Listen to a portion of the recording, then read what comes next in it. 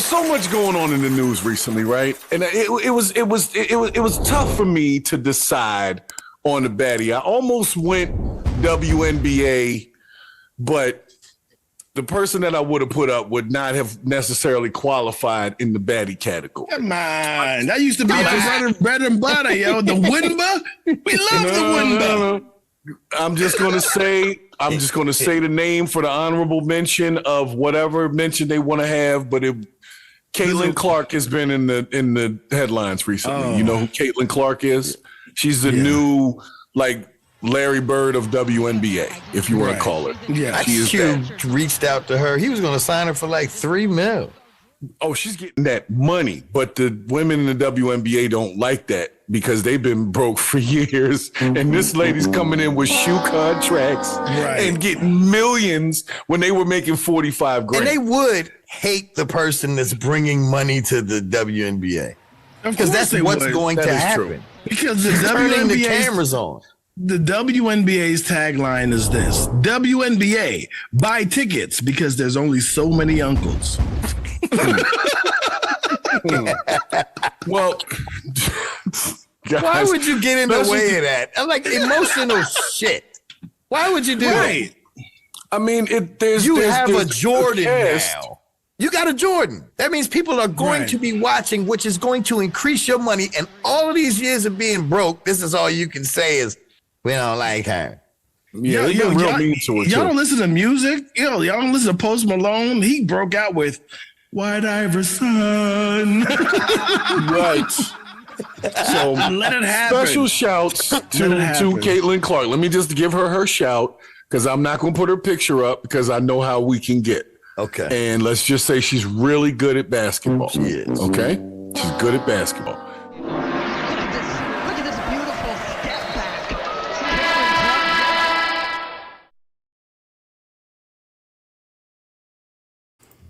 I got you.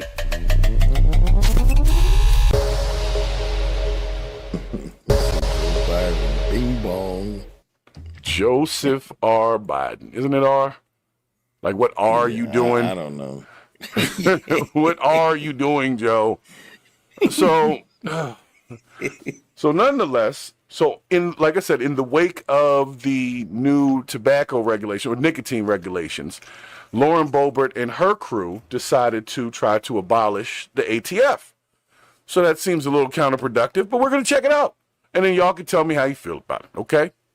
From Colorado Congresswoman Lauren Boebert after she introduced a bill that would abolish the Bureau of Alcohol, Tobacco, Firearms, and Explosives, the ATF, as it's often called. The Republican gun advocate talked about her proposal on One America News yesterday. She claims the agency is not doing their job, and she's concerned they could get rid of the Second Amendment in the future. The fact that the ATF allowed thousands of guns to end up in the hands of the Mexican cartel and criminal organizations, and they've lost thousands of these guns, and that one of these guns was actually used to kill a Border Patrol agent by Brian Terry, all through some brilliant government program. It's absolutely outrageous. And not only did they allow these firearms to end up in the hands of criminals, they put them there. All right, see, I couldn't. I'm gonna tell you what. So I'm gonna cut her for a second here because her voice, to a degree, is annoying to me. Is it really annoying? Yeah, it seems to be a bit annoying. Sounds like you like it. Yeah, but maybe not. I probably wouldn't want to argue with her. You know, she might make me lose my mind. Maybe. Right. Perhaps. So she's doing that. I can't listen to that for more than 30 seconds. But the main point is that she's talking about the reason why she wants to ban the ATF is because they've already lost all of these guns and other such things. So is that going to help to just not have anybody pursuing the lost guns? Is that what we're going for? Just let the guns go? Let it be? Did she offer a solution? Because I have not heard one. Well, you know what? That brings me to the quote of the episode, guys. Since I have folks on here now, the quote of the episode is, if you're not part of the solution, you're part of the problem. Okay? Right. So that's our episode quote. So that's what we're looking at here. So does she give anything else? Not at least in this video, because there was only like 5 seconds left. And all she was saying is she wants to abolish the ATF. And my question to the world is that a good idea? Like, I don't work for the ATF, so I don't even really know what they actually do other than kicking the door and waving the ATF stand for again? Alcohol, tobacco, firearms, and now they've added explosives. And hopefully I don't get dinged for saying all of those keywords that get us in trouble, on freaking YouTube. That's right. We're in the news. We're in news tonight. We're in news tonight. So everybody that's joining, y'all are with us. We are for the first time in the news category tonight. Okay, so we're trying something new. We're gonna see what happens. We're gonna see what happens. The NRA is probably deeply seated in her back pocket, bro. Well, I thought she was talking about the NRA the NRA is all for the Second Amendment because that's who they're for. So I guess if the ATF is against it, how's the ATF against the Second Amendment when they're supposed to be getting illegal guns? I thought that meant they was trying to get. Well, okay, I see what you're saying. They're like the task force for illegal alcohol, tobacco, and firearms. So, why would they want to get rid of the Second Amendment? Because without having some guns around, they wouldn't have anything to do. So, well, I mean, it'll free up some money if they get rid of them. I mean, that's true, but who does the money go to is the thing. You know, they always talking about the money, but I don't ever get nothing. Just personally, the money goes overseas. Yeah, to build up overseas. Established right? That yesterday, they got to build up overseas. It's very important. HM said the problem with the ATF is that they're apparently operational idiots. Like I said, I don't know, but I'm just figuring if they don't have like the Second Amendment, then what, are they just going to run after everybody that has guns and it just becomes some Wild Wild West kind of situation? That's what we're going to be dealing with? I mean, that's, I guess so, man. I don't know. That's Lauren Boebert, she means well. Like I said, she's okay. I've listened to her little bills and stuff, and she always brings. She's cute at best, bro. Yeah, she's cute for a congressperson. You know, she'd probably make more money on OnlyFans, but you know. But you said she wouldn't? No, I said she would make more I think doing that. She'd make a killing, and we're gonna get into that on another episode about somebody who just made another killing on OnlyFans. Tired of it. Okay. You know what? As a man, I'm not jealous, but I'm just saying I got to work a little bit harder, man, to get the attention of the people. I'm more tired of the website OnlyFans for blocking third-party websites from putting those OnlyFans videos up. I think that's unfair. When I go to search something that I shouldn't be looking at, unless I'm paying for it, I feel like the internet should be there to help me find what I'm looking for fucking free. You got to turn that safe search stuff off, man.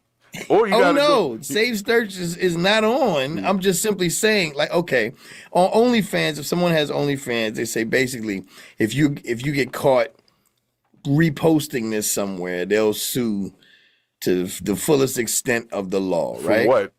Well, there was plenty of other websites that just bootleg OnlyFans all the time. Right. But they're becoming somewhat scarce. Seems like the supply is running thin. And this That's my point exactly. Yeah, this is a problem. We're not going to have When a man can't bootleg some TNA, something's wrong in America. What kind of country are we living in? Yes. That's bullshit that needs to be purged. It must be. So we'll see what happens with this whole ATF dismantling, along with like Biden's cigarette situation. It's just a lot going on right now. And I'm trying to keep my eye on stuff, but it's really hard. It really is. Pause. That's crazy. Pause. That was definitely crazy. It was ridiculous. How hard was it, sir? It was too hard. So hold on a second here.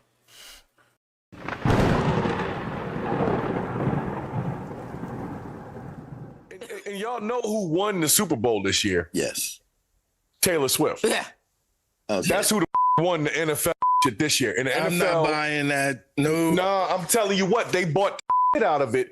They bought the shit out of it. And I'm going to tell you why. Every time there's a Chiefs game, she on the camera, just like she on the team. She's just a fucking crowd member. I don't want to see her. But you know what they knew? The people that watch Taylor Swift don't watch football. So let's bring that crossover of viewers into watching the Chiefs game and watching football because Taylor Swift is here. But if she was there and they never showed her, nobody would care. What about the dude on the Saints who was dating a Kardashian chick? Yo, it's not the first time. So on the Saints, you talking about Reggie Bush like 12, 15 years ago. Exactly.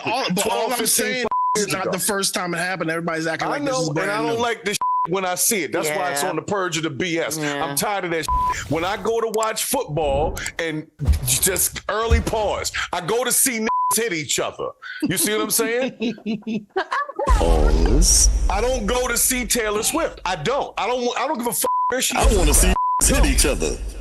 Yeah, that's what I want when I watch. How much did you see her during the game? How much did you see her during the game? More than you want to. More than you want to. Yes, of course. But you know how much time she was actually on camera?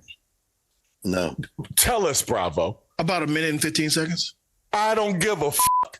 Because collectively a minute and 15 seconds. Collectively. I'm talking about during the game, though. After the game, that's different. No, I'm talking even that after the game. I'm talking about during the game. She hasn't run a play. She hasn't sent a play down from the booth. She has nothing to do with the fucking game. Yeah. Why do we give a other than maybe a touchdown? Okay, and they want to show the people celebrating. I get that. But other than that, I don't want to see this motherfucker. I don't. Yeah, I agree. You acting like the NFL ain't about money. Because if they kept showing Travis, if they kept showing... No, but I'm with him on that. I mean, I'm not into her. But if they kept showing Travis a shit ton at the Grammys, I'd be livid.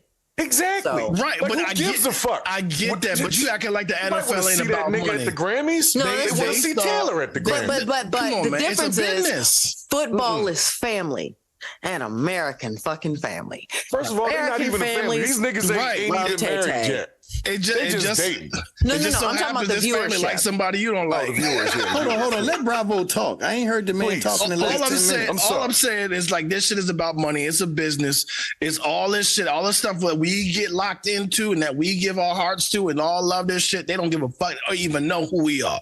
They talking about getting eyeballs on the screen, and Taylor Swift is the biggest star. So why the hell not? Bars. You know what I'm saying? Thank you. So why the hell not? But here's the same thing. They still show other celebrities throughout the game. Such and such is here. You know what I mean? I didn't know Engelbert Humperdinck was in the crowd. Nope. You know what I mean? I don't agree, yo. I don't. I'm not saying that it's to the same degree. But they are showing other celebrities as well. It's just that she's the biggest shit going right now. So why not juice it for free? You know what? Can I speak? Can I just respond to that? I just want to add to it. They do show other celebrities, but 90% of those celebrities have to do with the fucking sport you're watching. They are celebrities because they showing Hall of Famers. They showing Hall of Famers. Like Super Bowl is different, but I'm saying that's what I'm talking about. Chiefs Super Bowl all year since he's been dating fucking Taylor Swift. Every time you watch a game with them, you got to see her ass all the fucking time. And I'm not against Taylor Swift. I'm just saying she doesn't have shit to do with football. Good sir, so why do I have to see her? Said, fuck Taylor Swift. I'm just reminding you. And I mean that when it comes to football. She has no, other than maybe making sure she gives Kelsey some good night before to make sure he's ready for the game. She has no. But can I ask you this? You know what I'm saying? But can I ask you this question? Yes, please answer.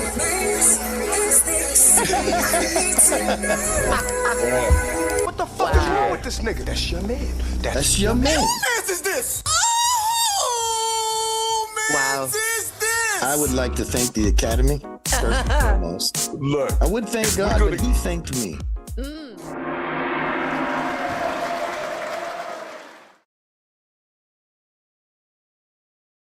I have another story for you about some bullshit. You know, since we're talking about the bullshit, that's what we do here, purging the bullshit. Since these news networks and everybody, they got me confused right now. That's why I'm watching it. I don't know what's bullshit and what's not.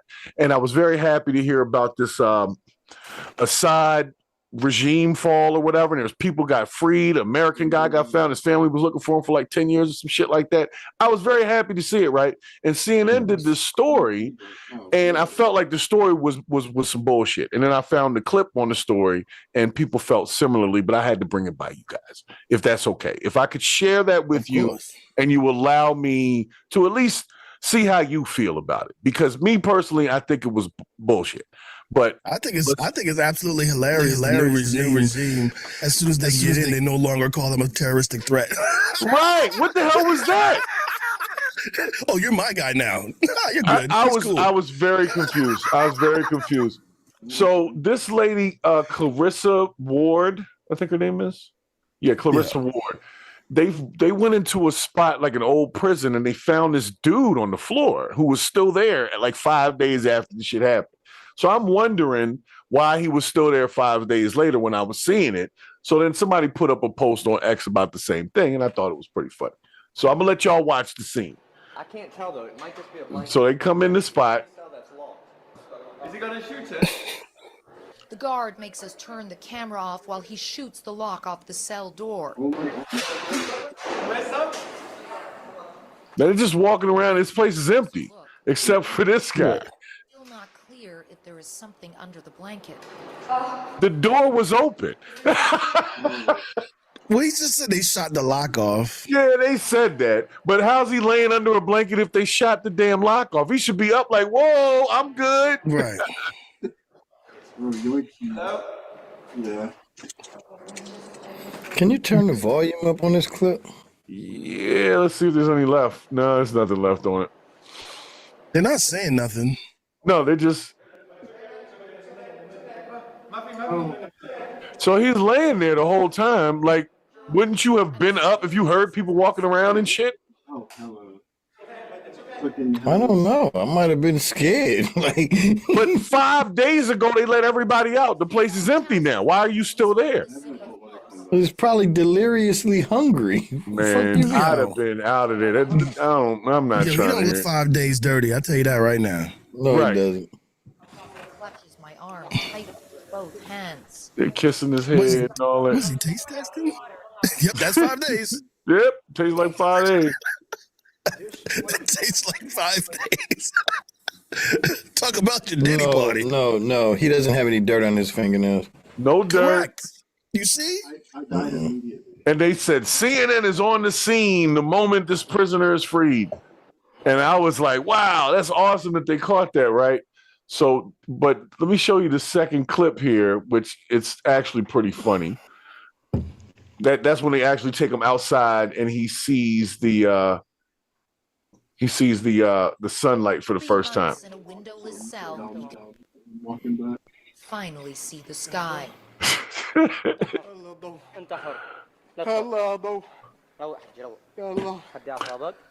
God, the light, he says. Oh God, there is light. My God, there is light.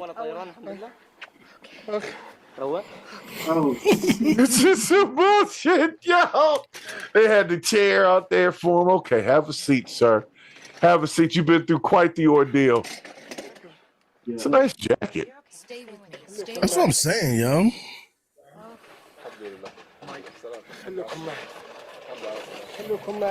And they happen to have a nice little KFC bowl or some shit over here. I didn't hear anything about my children. Can I get some hot sauce? Yo, this is crazy, though. Are these pork ribs halal? Look at his hand shaking. Look at his hand shaking. Oh. He like, nigga, eat that chicken. Right, you letting it get cold. And then, hold up. Oh, this shit rocking, yo. This shit, what is this, churches? Oh, he threw it up. He threw it up, though. Leaving him with no food or water. That was at least 4 days. Yeah, why would they give him food before the water? They gave him a sip. How does he not? Okay, look. Right, Everybody knows you can't do more than 3 days without water, bro. I'm gonna like, stop. how's he in there for 5 days with no water though? This is what I'm saying, but this is what the news was running. It had everybody up. Piss, man, everybody knows that. No, you know what? You're gonna be in a situation where you're drinking your piss and you still have clean fingernails. Isn't that gonna dehydrate you or some shit? Isn't that what happens when you drink your pee? It partially rehydrates you, but it's not the move though. It's really last ditch effort. You know what I mean? Well, guys, so like I said, sit there and make a piss fountain, right?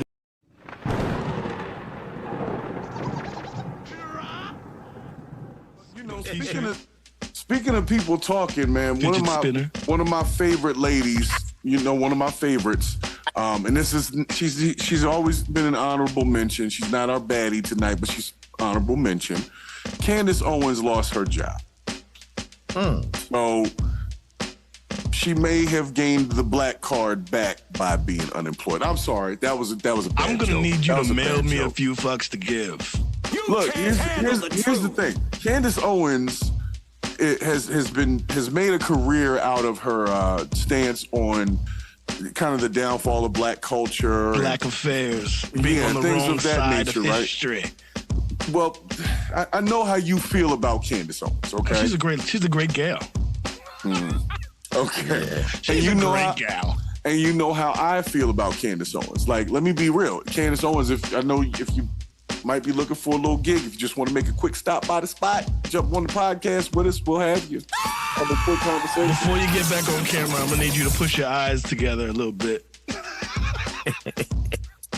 See, you had to do that. I love Candace, man, but nonetheless, she was able to anyway.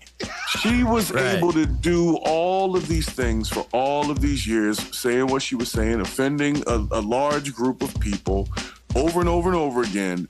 But it wasn't until she got into it with that quick talking Ben Shapiro over this Israel thing.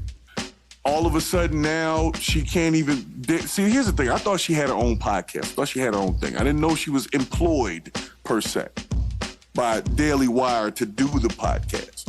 So now they yanked that. Now she got to like start all over again. Like, imagine the channel wasn't really hers. White boy's pet forever, yo. When you can't bite the hand that feeds you, shut up. She was dumb for that. So I just want to make sure that everyone realizes, and the reason why this is even on Purge of the BS is she was able to incite anger among black people for a long time. Right. And she was never canceled for it. If anything, she was exalted for it. But the second she said, so you don't play with them. I get it, okay? I get it. And I'm not even going to say anything other than that because y'all know what I'm saying. That you just don't play with them. I don't even think what she said was that bad. When I looked at the hand that fed her, bro. But how you biting the hand by having an opinion about a situation? No, as long as she's the best crab in the barrel, she's great. But as soon as she gets out and starts pinching white people's toes. Well, Daily Wire. Who do you think you are? Thank your God. Got rid of my Booski. My Booski got dropped off of Daily Wire. She shouldn't have gone and hung out with that boy Destiny. That was a bad look anyway. But, I just thought she was too good to be in this dude's little side room on a podcast. I just thought that. That's been a whole career has been, drafting. What, being in side rooms with a dude? Is that what you're about to say? White dudes, yeah. Yeah. All right. Well, I will say this. I'm not going to say let's because you'll probably disagree. But I hope the best for Candace Owens. I hope that she gets her own whatever because you never want somebody else to really own that situation like that. If you build up that kind of a following, the thing was called Candace Owens Podcast. The channel was called Candace Owens, but she didn't own it. Daily Wire did. Think about it. She created and spoke on so many things and created an aura amongst the black community. Now that she needs them, she can't even lean on them. Even the ones that followed her. Even the ones that followed her. That believe that conservative shit. They're going to be like, damn, that sucks, baby. Bootstraps, pull them up. Let me tell you what, since you brought it up, did you see her situation interview that she did with the Breakfast Club? No. Oh yeah. You talking about a while back? It was a little yeah, that one. Yeah, it was a little while back, and she basically lost the black card with that. Right. It was so funny and then kind of like innocently sad at the same time. She needs a welcome home Roscoe Jenkins moment. I think she got that. She messed with Ben Shapiro, and Ben Shapiro showed who's boss. No, she needs a Breakfast Club interview now. After all of that shit. That's true. what. Yo, maybe she needs a Purge of the BS interview, and we can all go but viral of course, together. Pentecost. Yeah, we can all go viral together. Do it like Charlamagne the God did Lil Mama, make her cry on there. Yeah, but on some real shit, if Candace Owens ever sees this, I'm extending the invitation officially. I would have no problem having her on the show. Just wear sunglasses, baby. Okay. See, now you're being mean to Candace. I am. Do we have a baddie in the bright light this week? Yes, we do have a baddie that I need to present here. Hold on just a moment.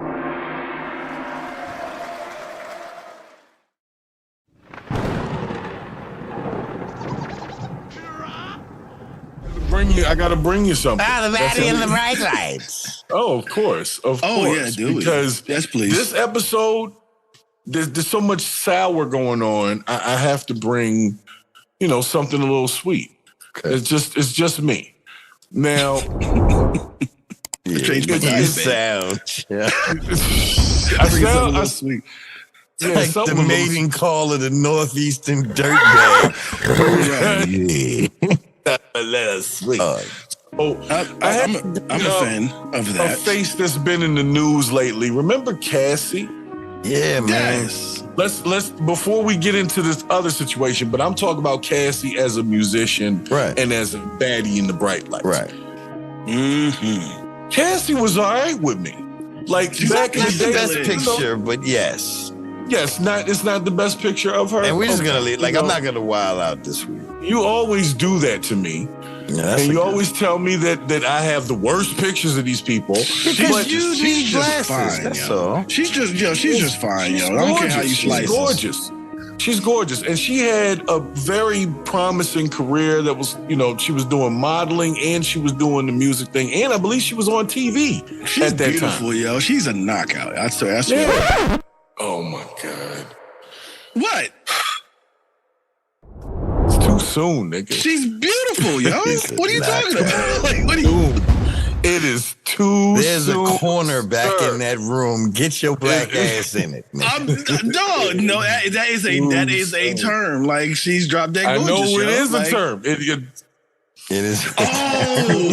Soon, yo. Oh, okay. It's too soon. First of all, in the YouTube YouTube bylaws, when someone like yourself says something like that, we are all authorized, and this is everyone, to include white people and everything. We are all authorized to say, get that nigga the fuck out of here. I didn't know that's what y'all were talking about. And it'll hold up in court. Y'all are twisting my words. No, we're not twisting anything. You said it. She's a knockout. Get out of here. No. That's not a term? Not this week. That's not a term? This is not another Diddy week. Look. Thank you. That's your boy. Okay. All right. The beach boy. So let's address it. Let's address it. Before we address it, he wasn't dressed. Before we address it, I want to give a special shout to Cassie. Word. Right. I was hoping for the best for her musical career. I don't know if we're going to hear much from her, in the future, because I know she's been kind of paid to be quiet about things. And she's happy, yo. So. She's married. She's got kids now. Like, she's happy. First of all, a very healthy retirement is $3 million. Yes. Yeah. So she's already seen the fame. Yeah, she had that $30 million is enough to say, fuck all that shit. Mm-hmm. Right. Okay? Facts. You know what? FATS. And let's just say that we know she deserves it, dog. Like she went through the ringer and she's here now. She made it through. She deserves a quiet life with a bunch of money and a good dude and her kids, and so she deserves it.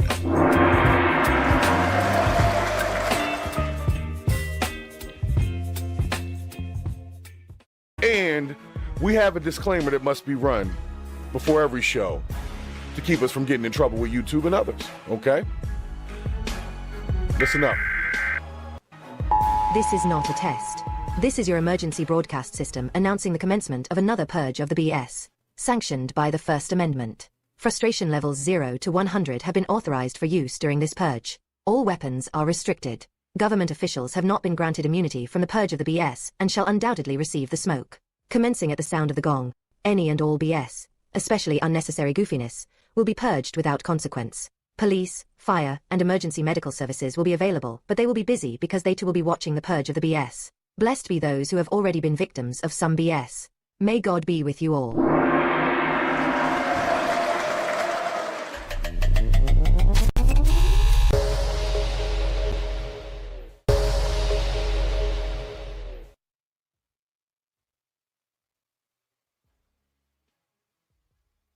All right, folks.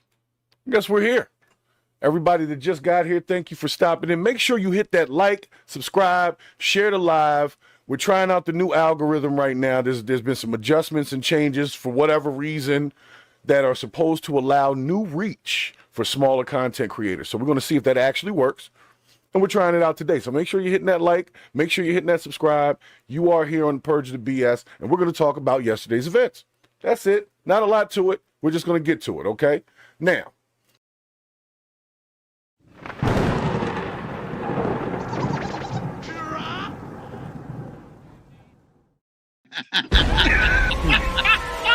Well, speaking of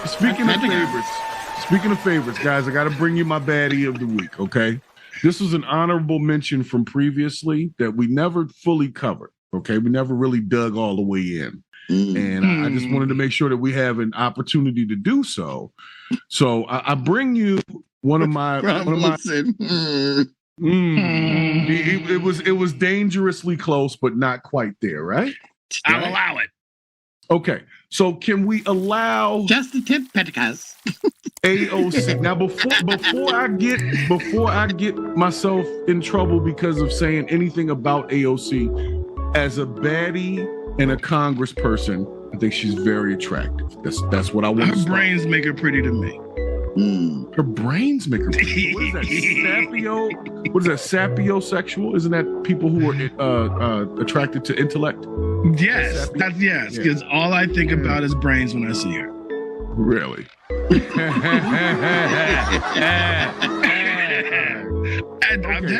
Hey.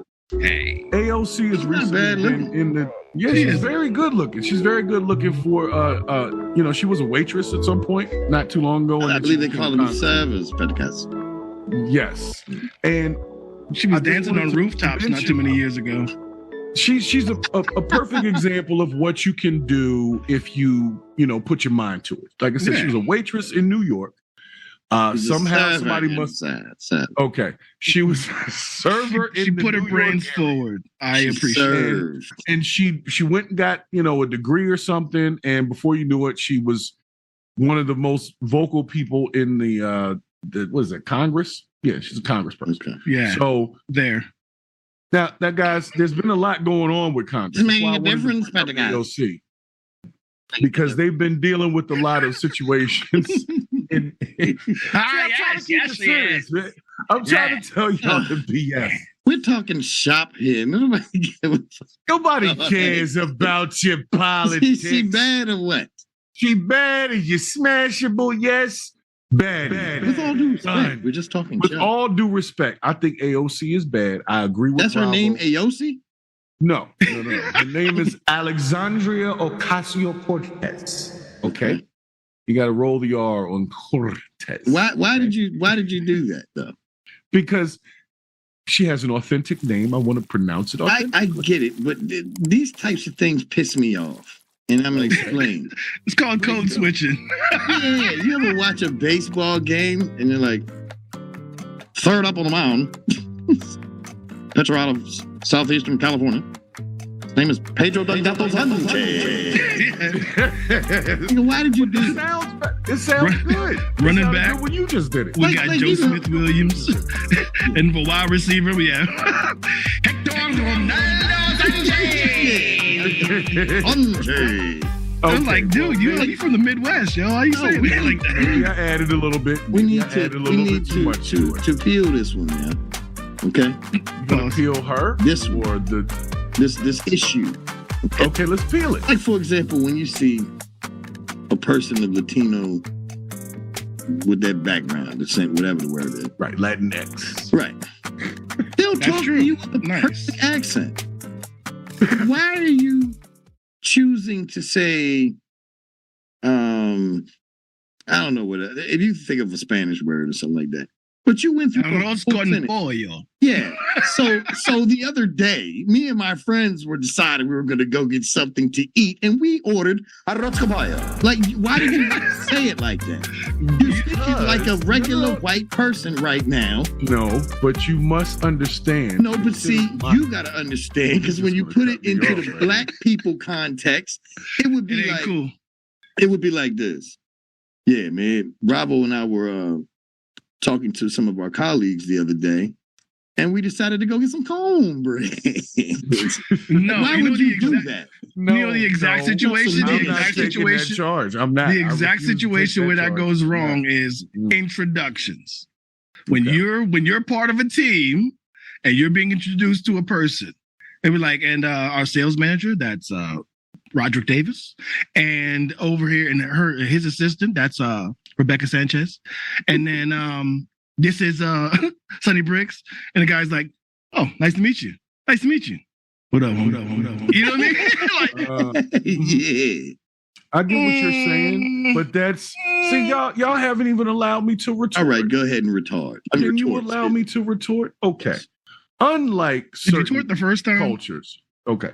Unlike certain cultures, from my experience with the Latin culture, because I do have a lot of interaction with them in my, my current. Them niggas live with you. We get it. I know. I get it. Okay. Okay. What I'm saying is, they seem to appreciate my efforts at rolling these R's and assimilating to that language. They do, though. They don't seem to be offended by it. So I'm sure always like, they do. But see, we ain't like that. If somebody tries to like assimilate our language, you're like, oh, really? That's what you're doing? Word. Why are you saying it like that? Word. Yeah. Oh, word. Oh, for real though? Okay. All right. That's what we doing now? That kind of shit. I'm just saying, I don't try to jump in and out of my accent, in a conversation. You know what I'm saying? Okay. Like, man, I saw this movie the other day. And honestly, it was gripping. I mean, for real, that shit was dope. Look. Like, did you have to do that, sir? Yes, I did. Okay? Because personally, I like AOC. And I like to say her name that way. I mean, because if I said it my way, it would just be Alexandria Ocasio-Cortez. That sounds boring to me. And so you roll the R's. English. Yeah, but it sounds boring to me. I got you. Okay. You saying that woman's name is boring? No, what I'm saying is if I say it like my regular way of just saying stuff, it doesn't have the same ring to it. And I believe she deserves a ring. Ooh, are you saying she's a spinster? Are you saying AOC's a cat lady? That's horrible. You know what? If you like it, just put a ring. We're gonna leave AOC alone. She's my baddie in the bright lights of the day. Congratulations to her for making. No, she's an honorary mention because the picture sucked. Yeah, it wasn't that good. It kind of looked like she suffers from the little mustache on the top a little bit. Look, that's not no. It's okay. That some women have a little further. It's all right.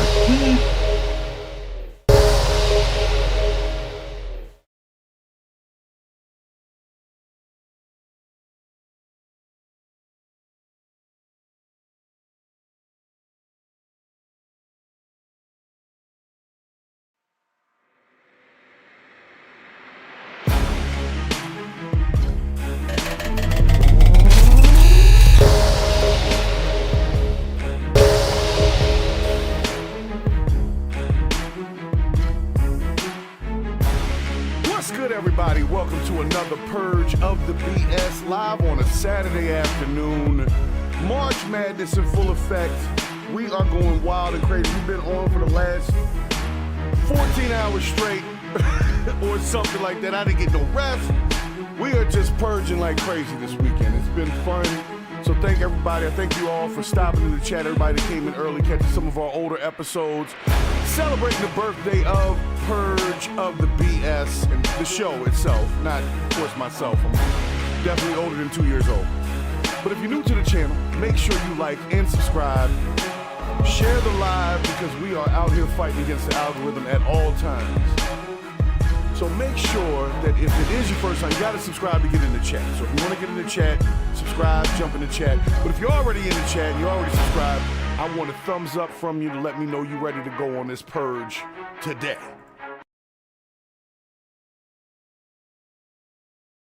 Here we go. All right, let's see what we got here.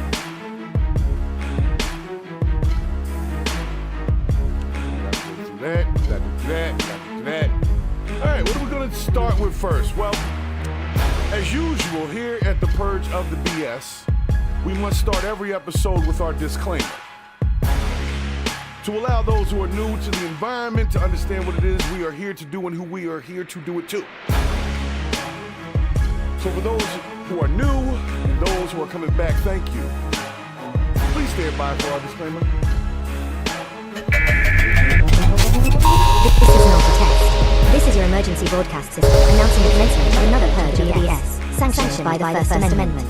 Frustration level 0 to 100 have been authorized for use during this purge. All weapons are restricted. Government officials have not been granted immunity from the purge of the BS and shall undoubtedly receive the smoke. Commencing at the sound of the gong, any and all BS, especially unnecessary goofiness, will be purged without consequence. Police, fire, and emergency medical officers will be available, but they will be busy because they will be watching the purge of the BS. Blessed be those who have already been victims of some BS. May God be with you all.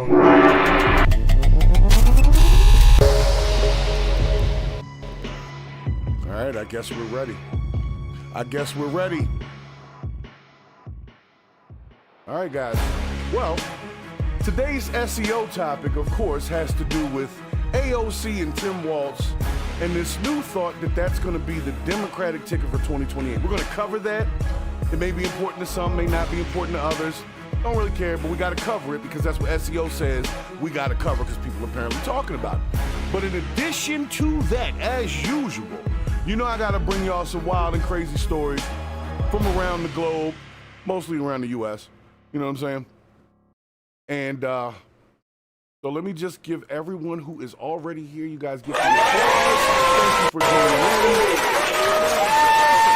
We're going to get started here. All right, so because the premise of this episode is whether or not the Walz Ocasio-Cortez ticket is a bad idea, we're going to start our episode with some bad ideas. And we're going to start there, and we're going to transition on into whatever else we're going to get done. But we're going to start with bad ideas. So let me see where this actually opens up first. Okay, it's going to open where I want it to.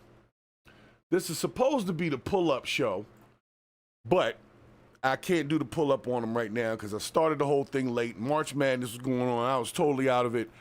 So we'll do the pull-up show next week or whenever. It'll start being the Saturday shows when they're going to pull up. We pull them up out of the chat. If we have some discussions, we have a couple of cameos that'll happen from a few people around in the world of content creation. So that's going to be pretty cool. So make sure y'all keep staying tuned to that because that's next. But in this case, I got this clip from the folks regarding a woman trying to get eggs.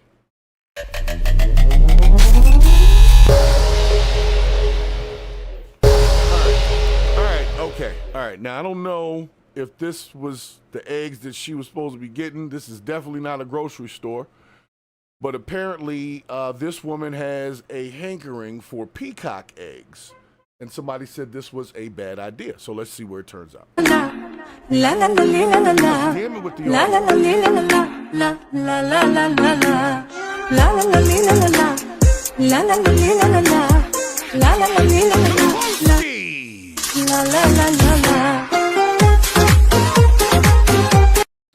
All right, that's funny, I guess. Was that funny? That's funny. But here's the thing. Why are we supposed to be harvesting peacock eggs? Is that a thing? And why would you just throw the mother peacock to the side as if that wasn't going to incite it? Like, there's a lot of lack of just common sense in this clip. I mean, there's a lot of things going on, but it's like, why not scare the bird away somehow, then come get the eggs? Why go, for those that missed it, she's picking up the peacock. She's picking up the cock and just throwing the cock away. And that is unacceptable. And then the lesson gets taught.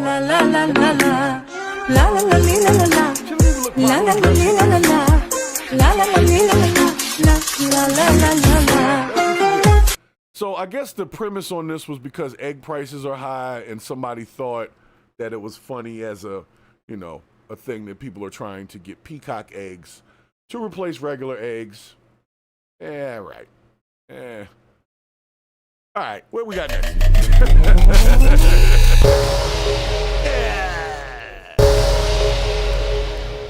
All right, let's see what we got here. See what we got sent to us today before we get to our SEO topic. Okay. Oh, another bad idea. Okay, let's see what our other bad idea is today. Let's see what we got here.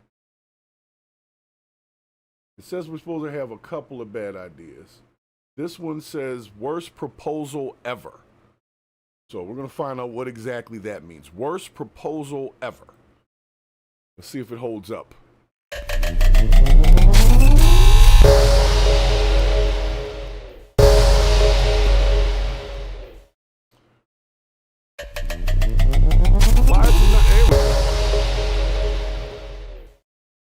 All right, worst proposal ever. You guys ready? Let's go. I don't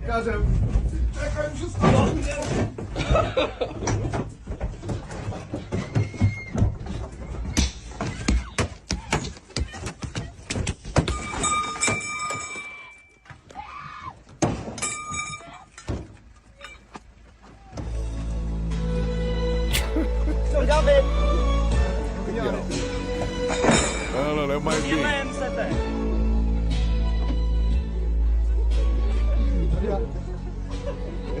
Yeah, that might be the worst proposal ever. I don't know. I haven't seen many worse than that. They broke out the man's windows and everything, yo. She damn near had a heart attack, bro. If this is love, I don't want it. That's what she's saying.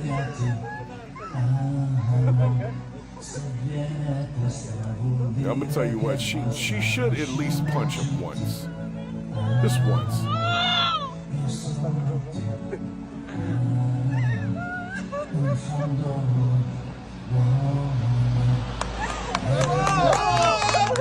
I mean, I guess at the end of it, she realizes how much she cares about him. I'm just saying, wow, that was extreme. That was extreme as shit.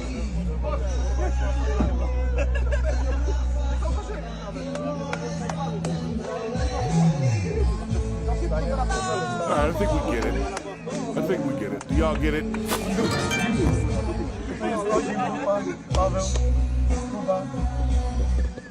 I don't know, man. Personally, I think she should at least cuss him out a little bit. Because they did destroy the car. Like, how are you can't even drive. The windshield is busted. You can't even drive away from this once she says yes to this proposal. You're going to definitely need to get in the back of the van that's in front of you. So much for that car. Let's just leave the car on the side of the road because we can't even drive the car because I wanted to do all these theatrics just to propose. So I guess I understand the sentiment. I understand like where the energy comes from. I just think as far as an idea, why are we destroying the car? Like they could have just hopped out and not destroyed the car. You see what I'm saying? Like he could have just got out, made it seem, why destroy the car though? Your lady could have got hurt. These dudes was busting the windows with crowbars. What if the glass would have hit her in the eye? They hit the windshield and the side windows. I don't know, man.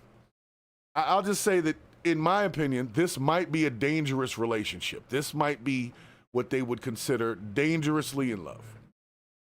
These folks. Something ain't right about that. I don't know.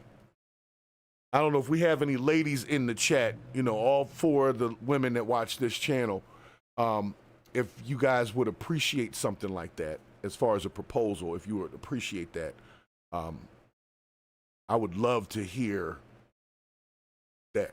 Like, if you could put that in the chat, I'd love that. Yeah, well, go ahead and tell me that. I mean, you're only going to see it right now. We don't do live chat replay around here. You either catch it or you miss it. So that's it. You see what I'm saying? Pause. So I don't know. Like I said, I get the sentiment, but I just think it is a pretty bad idea. It was sent to me as the worst proposal ever. My question to myself is, have I seen a worse proposal than this? Now, the proposition, I believe, was heartfelt. She obviously loves the guy. She thought she was about to lose him, so that was pretty crazy. I just think that the cost of damaging the car to the point where you can't even drive it away from the scene of this was, let's start this marriage off in debt. I don't know. Maybe it's just me. Maybe it's just me. It could be. It could be. All right, let's see what else we got. I believe it's the worst proposal ever. We'll see what the people think in the chat. Okay? Back over here. What we got? All right, what we got next? I told him. Yeah, I ain't staying here all day because there's March Madness is going on right now. I'm trying to see my teams play. Bracket nice and tight right now. I'm not going to say that it's perfect. There was definitely a couple of upsets yesterday that messed with a few people's brackets, but no problem. I love March Madness, and I'm going to tell you why. I had this conversation with my wife about it because she asked me, why do you don't really watch basketball all the time, but when March Madness comes on, you just will not stop. Every game, you got the TVs on in every room, you got it on the phone, the tablet, the laptop. It's everywhere you go. In the car, I got it playing, and I realized it's not the obsession with basketball because I played basketball, so I would like watching basketball, but I would rather play it, if that makes sense. Like, it's one of those things I can do, so instead of watching a bunch of other people do it, I could just go do it myself. So that's why I don't watch a lot of basketball. But March Madness, for me, is all about energy. And I think a lot of things recently have been connected to the energy around it. The Trump election, it was energy. It wasn't so much what they said, which was just common sense. It was an energy that went in one direction or the other. And the energy of March Madness is very positive. And I'll tell you why. All of those kids that are playing in that tournament, some of them are freshmen, some of them are seniors, whatever, but they're all playing for recognition. And it's like the only even playing field when it comes to sports is college basketball, in my opinion. Because even though referees can make certain calls, I don't see them make as many bad calls in college basketball as I do in other sports, professional or college. It's just something I've noticed is it's a little more fair. They got the instant replay thing where they slow everything down. Certain calls can be called back right there on the court if it's out of bounds on the wrong person. Kind of like football, but football has certain calls you can't call back. Like, it don't matter if you can see it was wrong, you can't call it back. And basketball doesn't really have so much of that. But in college basketball, these kids have worked hard. If you don't know what it's like to be on a basketball team that's at a high performance level and how much work you got to put in to do that, it really means something. And I know them kids work hard. They got to pass some classes. They got to be at college and playing this sport and hoping that they get picked to be in the next level. And a lot of them won't. And so that's where the energy comes from. Their parents are there. Like, that shit is awesome. So shouts to March Madness. And all of the kids that are playing in it, I might never meet most of them and I might never see them in the league, but congratulations to all of them kids for all of their hard work, and the coaches too. But I give the players a lot of credit. The coaches can say what they want, but you got to get on the court to score the buckets to win the game. So, not saying coaching doesn't have a value, but them kids work their asses off. So I'm watching some of these Cinderella teams. This shit is awesome. So if you're not tuned into basketball, March Madness is worth watching. It's fun. They make it a thing. It's consistent. It keeps going. You can go from one game to the next game. They got a schedule really well, kind of in a tandem where you finish one game and you catch the second half of the next game, and you finish that game, catch the second half of the next game. If you want to just watch each game individually, it's a good look. So congrats to thems.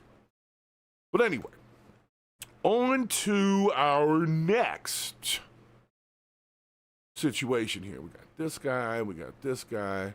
We got to get AOC Walsh in there. We're going to get to that. What is this? Save adoption.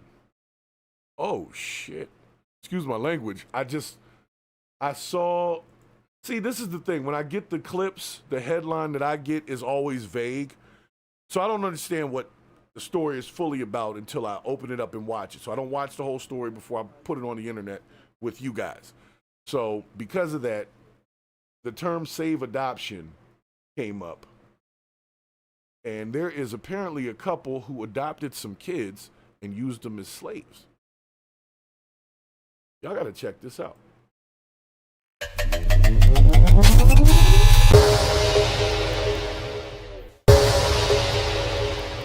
All right, so we have here is this couple apparently adopted some kids.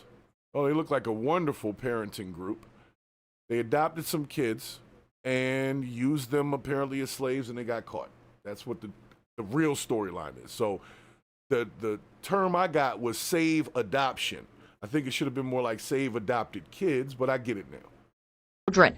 Lance and Whitefeather kept motion-activated Arlo cameras on the children, one in the shed on the 14-year-old boy and 16-year-old girl, and one in a room upstairs with no bed, only a tarp floor that stayed on the 9-year-old girl and 11-year-old boy. The video showed a daily routine of waking up early and being forced to stand with hands on head, unable to change or shower, receiving only peanut butter sandwiches to eat before going back to bed on the floor. In the shed, the teens used a camper toilet, holding a sheet up for each other to shield the other from the camera. Lieutenant Pyle said she first began hearing about this in August before the shed discovery, but testified could never quite get a hold of a CPS worker to follow up. There was a contact made with a worker once, but there was no further contact to coordinate going and making a visit to the residence together. What? Hold up. So they called CPS about it. CPS went to the residence and didn't find nothing wrong with that? Like, even on a surface level, even just looking at where the kids were sleeping or what bathroom they were using, they didn't find nothing wrong with that? Was that because they were black kids or what?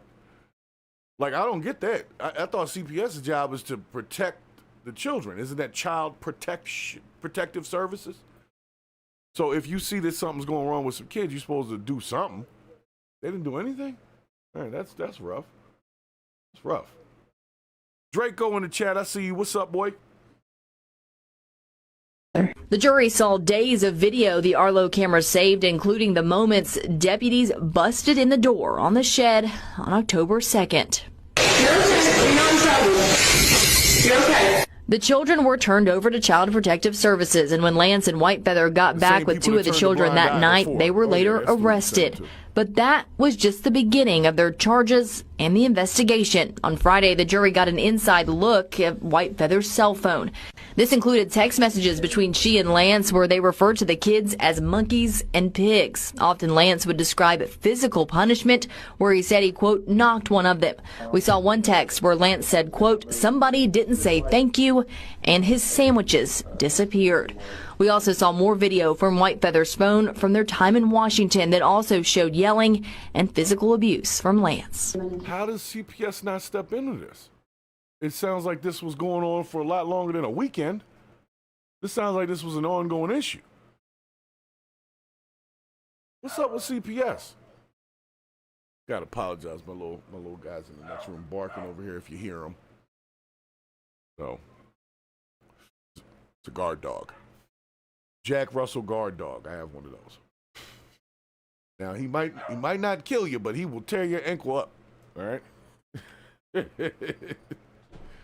So let's see what we got here. I'm gonna let the story finish, but I'll just keep hearing about CPS turning a blind eye, and then they turn the kids over to CPS. I don't trust CPS in this situation. If they already went there, didn't do nothing, these kids need to. They're adopted. Maybe they need to go back to the adoption agency. I don't know. That's a rough one, man. That's a rough one. A finance expert from the West Virginia Fusion Center, Alyssa Ledbetter, also took the stand on Friday. She broke down the adoption payments Whitefeather and Lance received from Minnesota. She said in total of what they analyzed from 2019 to 2023, the two received about $318,000 in adoption support payments, but she testified this didn't tell the whole story. Well, the assistance began in June of 2018, and I only had from June of 2019 to November of 2023. So altogether, we're missing about 18 months. All of this leading up to the most harrowing testimony so far on Friday afternoon from someone who lived it. We are not allowed to film or record the victims who will testify in this case, but we're in the room as the teen girl, now 18, but 16 at the time, shared what her life was like both in Washington State and in Sissonville. She said life had them out in some fields and shit. Like, this is crazy. This is nuts.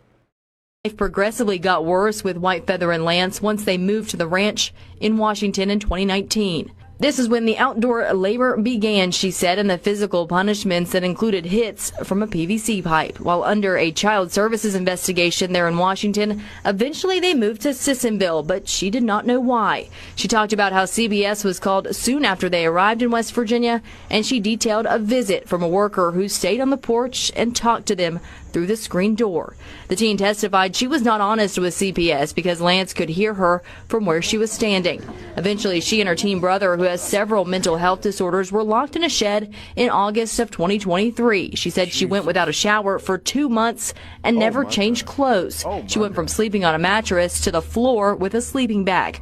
Her brother slept on the concrete floor with only cardboard at his head. She said she was forced to be his babysitter, but testified he was never the dangerous, violent kid that Lance and Whitefeather made him out to be. She recalled the use of physical violence, pepper spray, and racial slurs from Lance and Whitefeather. She recalled also being scared when police arrived at the shed, worried that she would say something to upset Whitefeather. Some of her more emotional moments came during cross-examination by Whitefeather's attorney, Mark Plants. At one point, he referred to Whitefeather as her mother, and she quickly corrected him. He questioned why some of her interviews before this contradicted what she said on the stand, but when Tuck asked her why she felt comfortable telling the truth now, she said, "Because I know I won't have to go back to that." Wow. Okay. That's a lot. That's a lot. That's a lot. I need a minute to digest that. So we have two folks who took 3 children, adopted them, forced them into manual labor, beat them with a pipe, basically starved them to a degree, put them in unreasonable conditions, and CPS came to the house and left. Now, I'm not going to say that CPS is supposed to be mind readers, but if CPS gets a call, right, they are supposed to enter the premises if they have some question about the safety of the child. It's called a wellness check. And they come in there, they check the cabinets to make sure there's food, they check the sleeping area for the kid, like they check shit out. They really do. They will come through just because somebody complained that there was some negligence. They're supposed to come through and check everything out. The fact that the CPS worker stopped at the door and didn't go any further than that, didn't find anything strange about the fact that she couldn't come in the door, knowing that that was what she was probably there, or he or she, I don't know. Could have been a male or female, I'm just saying. I feel like they referenced a woman, so that's why I'm saying it. But basically, the CPS worker came there, and their job was to make sure them kids was okay. And they didn't do that. So in my opinion, the CPS worker and that whole group needs to be held accountable as well. Now, I would say the adoption agency, but I don't know what these people's resumes look like the people that adopted. So I'm sure they went through whatever checks with that. And they thought they had a great idea. They said, you know what? Since slavery's illegal, right? How about we just adopt some black kids and call the slavery chores And that way we can get away with having black kids working the fields of our farm. And that's what they did. And they did that with these young kids. I just don't understand why they thought this would continue forever. Or maybe they just didn't care. They figured nobody would care. And it seems like for a period of time, nobody did. So I'm going to tell y'all right now, CPS on this one dropped the ball. And I hope them kids are able to recover from this. The two people who were responsible are looking at total of 375 years, it looks like. Let's see. Sentenced to a total of 375 years. And I don't care if you split that between two people. That's a lot of time. So, and personally, I think they should get worse than that. Doing that to them kids. And CPS should definitely have some responsibility or accountability for that. Their job is to protect the kids. They didn't protect these kids. When they stopped at the door and didn't make sure them kids were eating food and had a fridge with food in it and cabinets like they do to most people, especially in my color group. And I'm only saying this because I've had to deal with these people before. And the first thing they do is they come in the house. Sometimes they'll call you and tell you they're coming. It's be like, look, we're going to be over there tomorrow. We want to talk to you. We want to check it out. We got a report about X, Y, and Z, right? And so they come over there. They check everything out. They check the beds. They make sure that the kids got a room to sleep in and stuff like that. They make sure that your bathroom doors lock for privacy, especially if your kids are over a certain age. They check your shit out. So how CPS got stopped at the door and never went in to make sure of any of the other safety issues that could have been at hand with these kids, that was a total neglect on their part.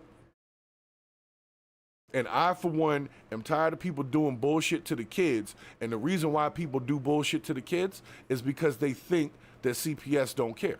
And in this case, CPS turned a blind eye. I don't know why. I feel like there's needs to be more context to that. Because it's like if somebody says there's some starving kids or some children in danger in this location, and you never enter the location to check their sleeping arrangements or nothing,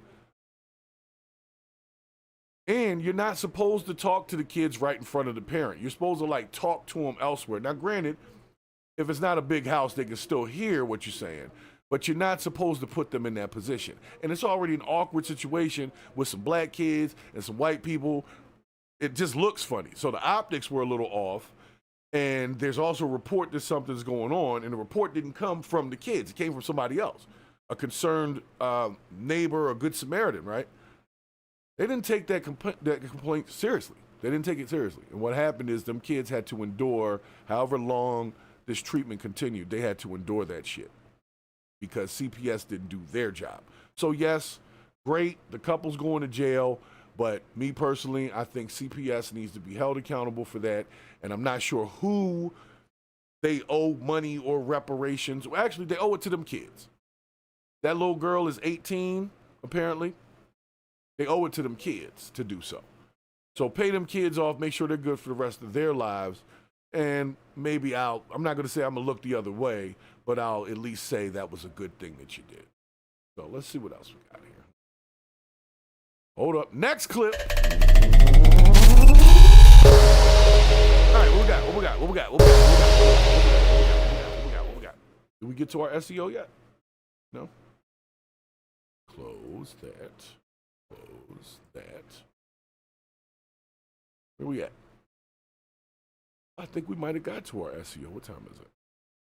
We might have. If you haven't subscribed to the channel, make sure that you do. We are at our 2-year mark here at Purge the BS. We would like to end this weekend with a 5K subscriber count. And we are pretty damn close to it, if I'm not mistaken. We're somewhere in the, 4,900 and somethings. So it's not that far away. So make sure you share this live and any shorts and anything come across. Make sure you share them out. Let people know we're here. Just having a convo. All right, so we got that. What is this one? All right, give me a second here. I got to see what we're looking at. Welcome back. No, that was that one. That was that. Let's see, we got this. What's this? What does that look like?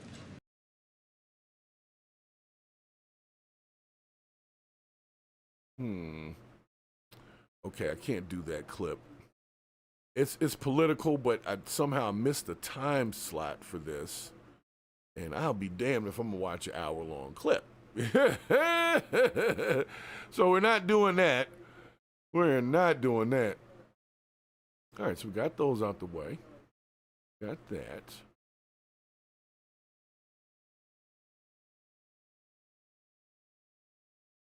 Okay. Guess we're going to go all the way in here. Hold on a second.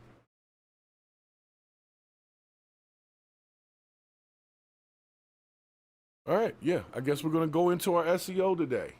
Because, like I said, I got March Madness games to watch. I ain't going to spend all day with y'all. I'm just letting you know that you'll be seeing broadcasts of our, best episodes and things like that. And I want you to make sure you show some love to the show when you see those come across, especially if you missed them, if you weren't here for like the first year. We had a lot of fun times on the show. So apparently, this next clip is our SEO. Okay, our SEO, because they were talking about it, is this new kind of a switch towards a Democratic run from Bernie Sanders and AOC on a ticket. So we're going to go into the story. If y'all will join me, please come along. What we got here?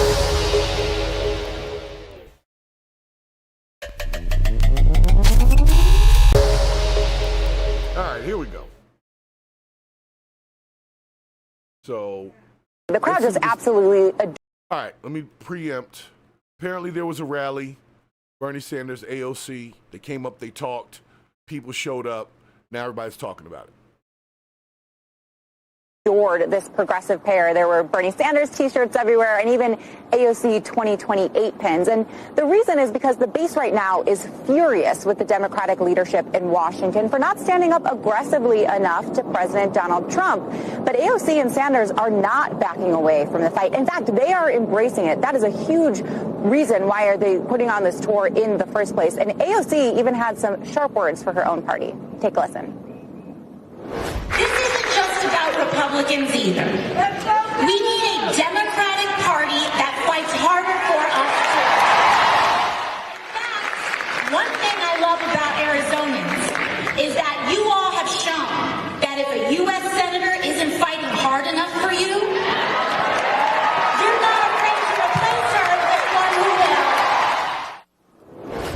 Now, AOC didn't mention any Democratic leaders by name, but the crowd in Las Vegas yesterday certainly did. They broke out into multiple chants of Primary Chuck, a reference to Senate Minority Leader Chuck Schumer, who's been under fire from his own party after last week's government funding fight. Now, advisors to AOC insist she's not plotting a primary, she's not planning to run for president, but they also aren't ruling it out either, Anna. The crowd just absolutely... I get it. So they're rallying. I didn't see any of the rally. I don't know if any of you guys did. Let's see what the comments say. A couple people say, please, AOC, run in 2028. Now, that could be a good or bad thing. I don't know. Anybody that's here, that's in the chat, what would you think about a Bernie Sanders AOC ticket in 2028? Regardless of what your political affiliation is, we can just talk about the people that we see and whether or not that would be a good idea to put the two of them together. You see what I'm saying? Whether you want them to win or not is not what I'm talking about. But if you think that would be a good idea, I want you to tell me that in the chat, because I'm looking at the comments here and it looks like, doesn't look like they're being really nice about it. Yeah. I don't know, guys. Let's see what we got. Sab's over here. Okay. It doesn't look like people are receiving it, but this is on X.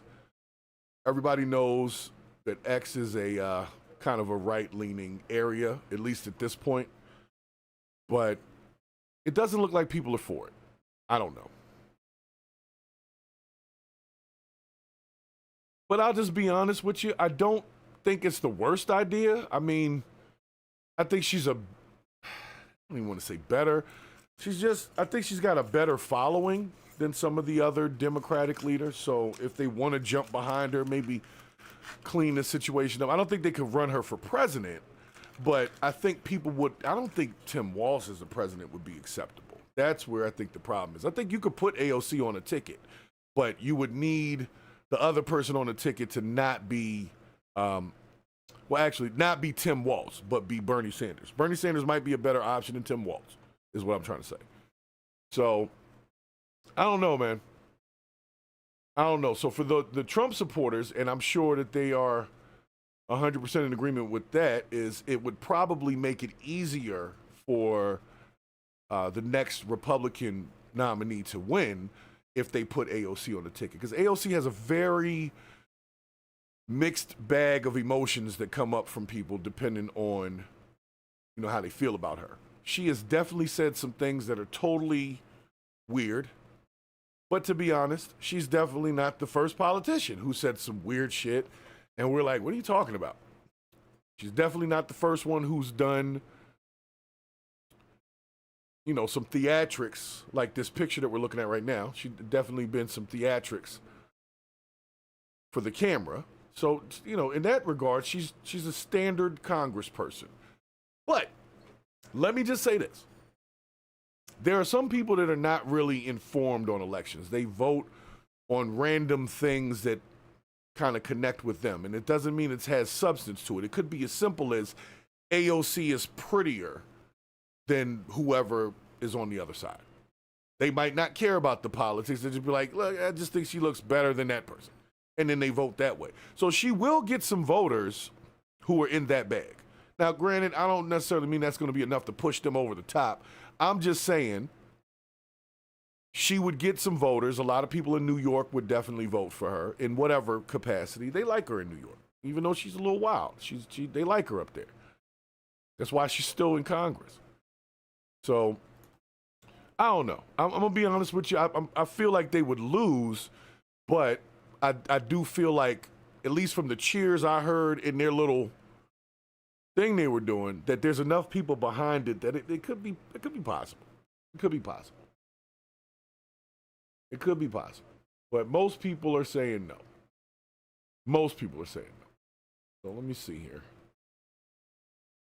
Let's do some deep dives. Hold on.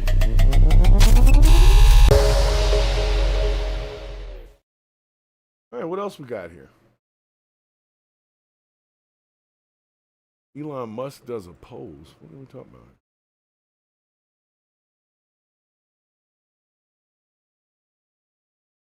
What is he doing? All right, Elon Musk apparently is I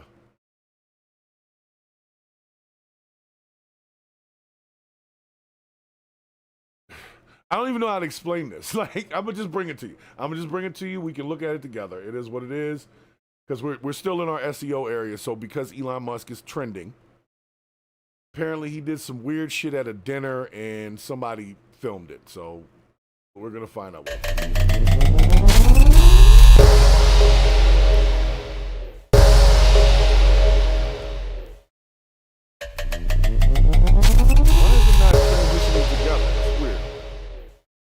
All right, so Elon was at dinner, and apparently he does some weird shit. I can't see what he's holding. Maybe we'll figure it out.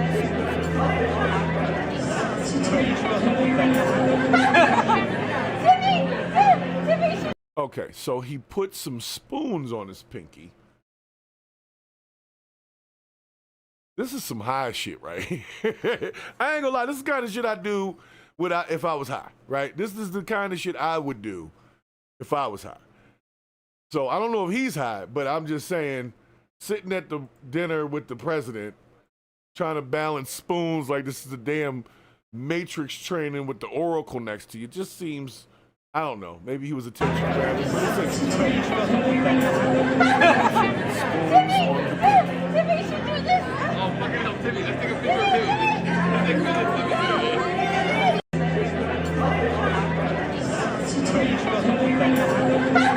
You know what? This is the kind of shit I would do when I get bored somewhere. Like when the atmosphere is just real boring, I will start creating some weird stuff. So yes, Elon is now trending for one half of the people saying that he's a autistic genius, being autistic and showing his genius. The other half is saying he's probably on ketamine and high. and that's why he's doing this. You guys can make your own decision. I know what I think.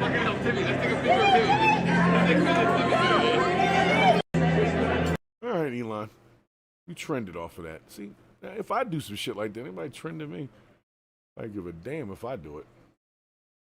See what else we got.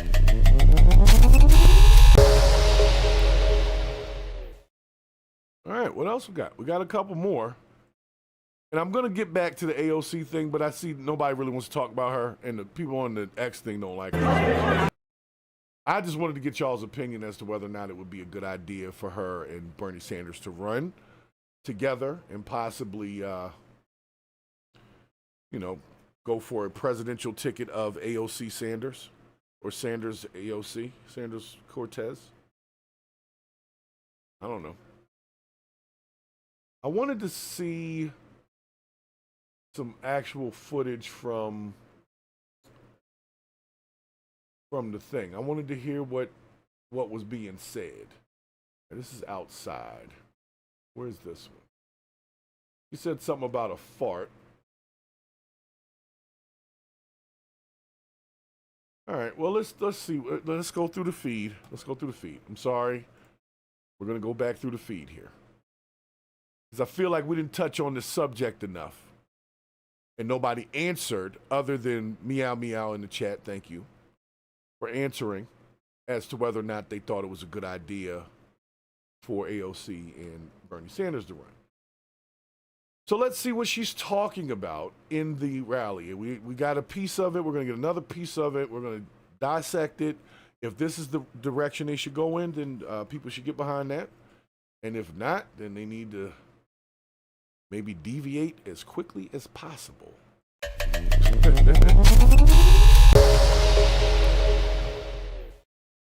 All right, so we got this thing. I could have sworn. Let's see what she said. We are here together because an extreme concentration of power and corruption is taking over this country like never before.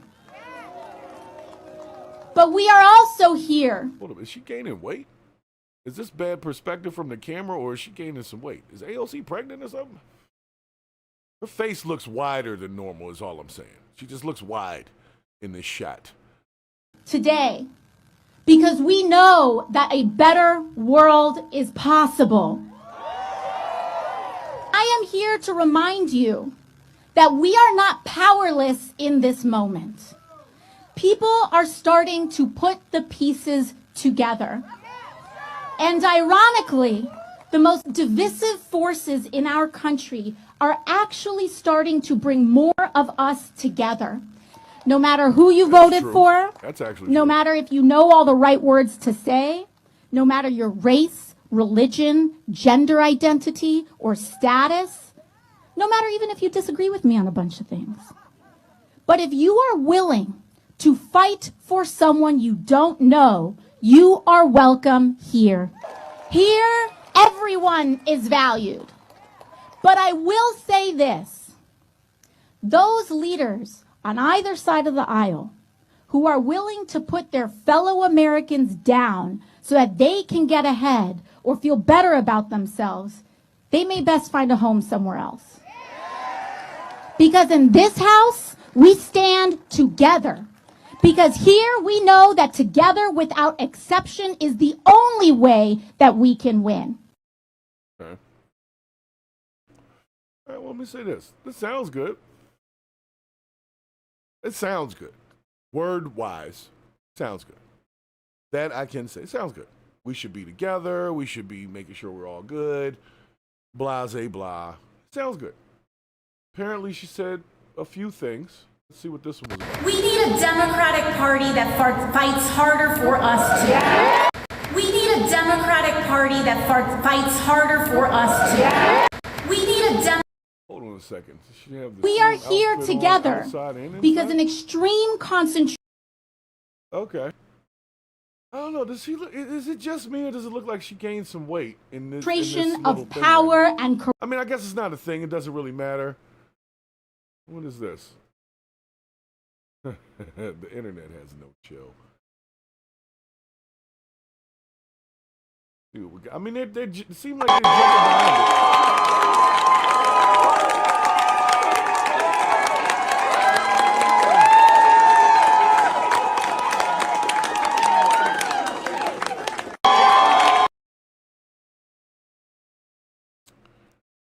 AOC should have been more consistent. Oh, I don't really know. I'm just saying, I could see why people would, people need something to get behind.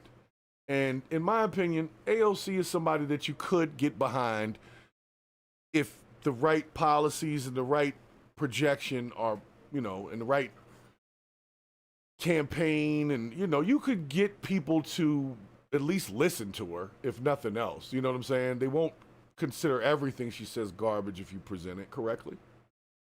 And I think they should take a chance at doing that. But I'm just wondering why she keeps running around with the same old tired outfit on. I swear to God, it looks like she gained some weight. Like, hold on a second, guys. Let's take a closer look here.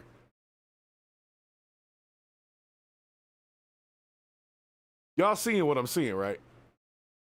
AOC got a little baby OC in there. I think she got a little baby in there. And she ain't talking about it yet. Look, you see how the belt leaning forward? You see this? I don't know. Bold prediction, but she looks wide as hell in this shot and in the last couple of shots. And Bernie still looks skinny. So it's not no Photoshop. This is her wideness now. I just saw her 3 weeks ago looking slim and trim. So, guys, who AOC baby daddy? Who done got AOC knocked up at this point in time and put a little Ocasio-Cortezian baby in her? We're going to find out. And watch it. Watch a couple weeks, she's going to say something about having a baby. Nobody asked about it yet. I haven't heard it, but I'm just saying from what I'm seeing, the woman looks pregnant to me. That's neither here nor there when it comes to presidential stuff. But I just think it's interesting that she's having a baby. Or she might be having a baby. I'm alleging that she's pregnant. I will find out for real. But I'm just saying in these pictures, it looks like she got a little bump that she's trying to hide in here. I don't know.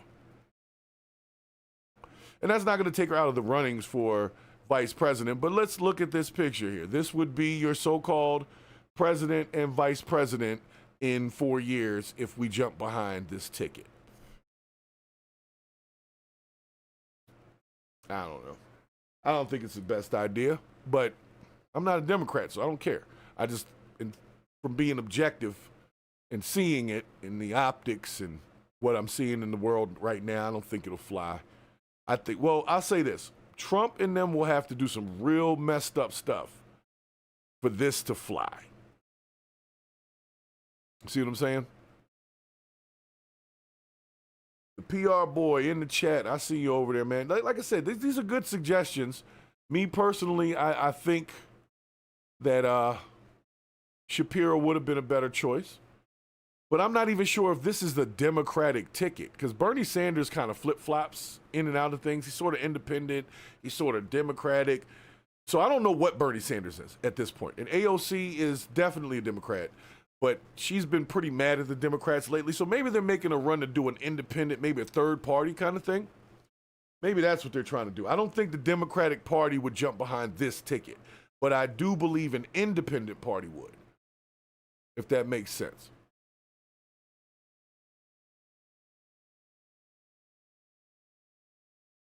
So, I don't know. I think they're going to make a move for an independent move. I don't think this is going to be a Democratic ticket. I think the Democrats will be going in a different direction, especially for the next election.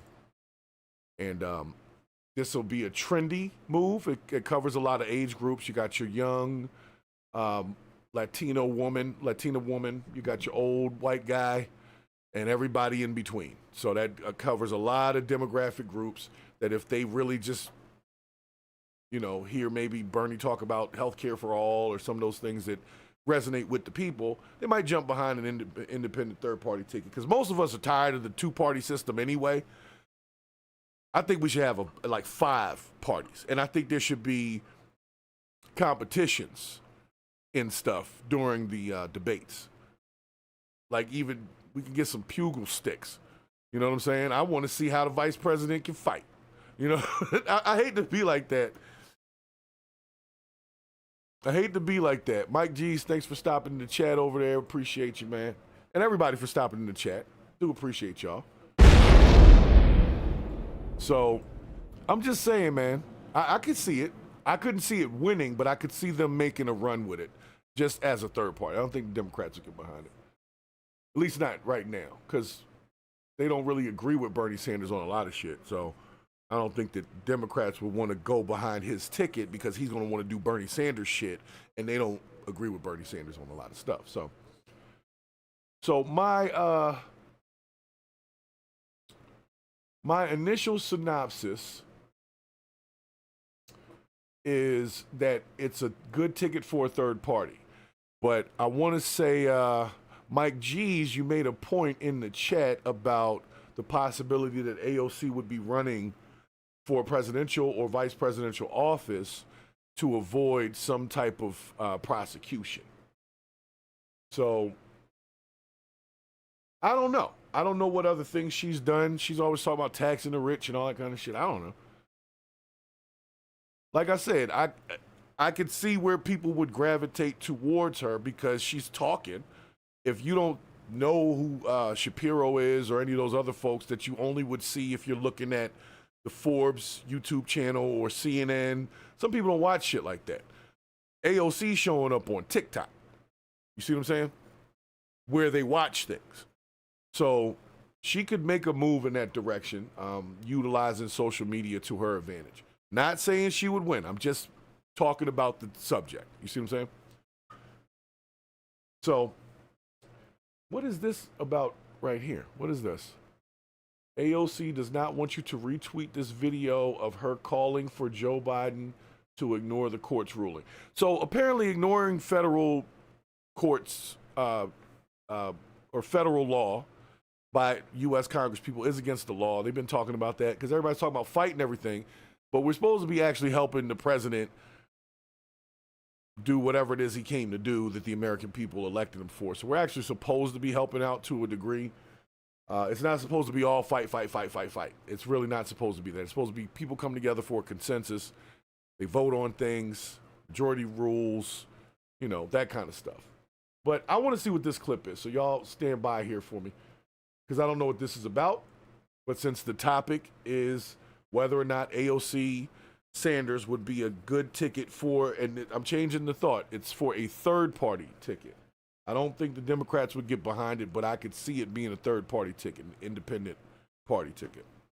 And I think AOC would flip-flop to independent if that was the thing. The news this afternoon, a couple hours ago, what did you think? Well, you know, I think rulings like this, see? And look. You see her face now, right? You see her hands now, right? You gonna tell me she's not wide in them other shots?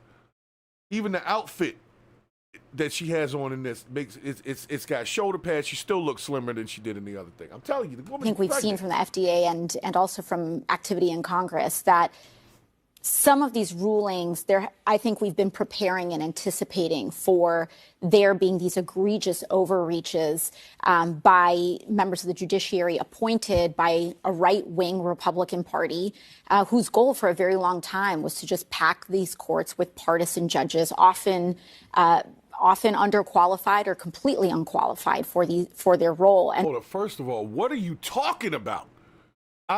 Maybe I missed the English that she's been speaking, but I don't even understand what she's talking about right now. I'm frustrated because I'm trying to keep up, and I don't know what she's talking about. I got to bring it back just a little bit because I don't know.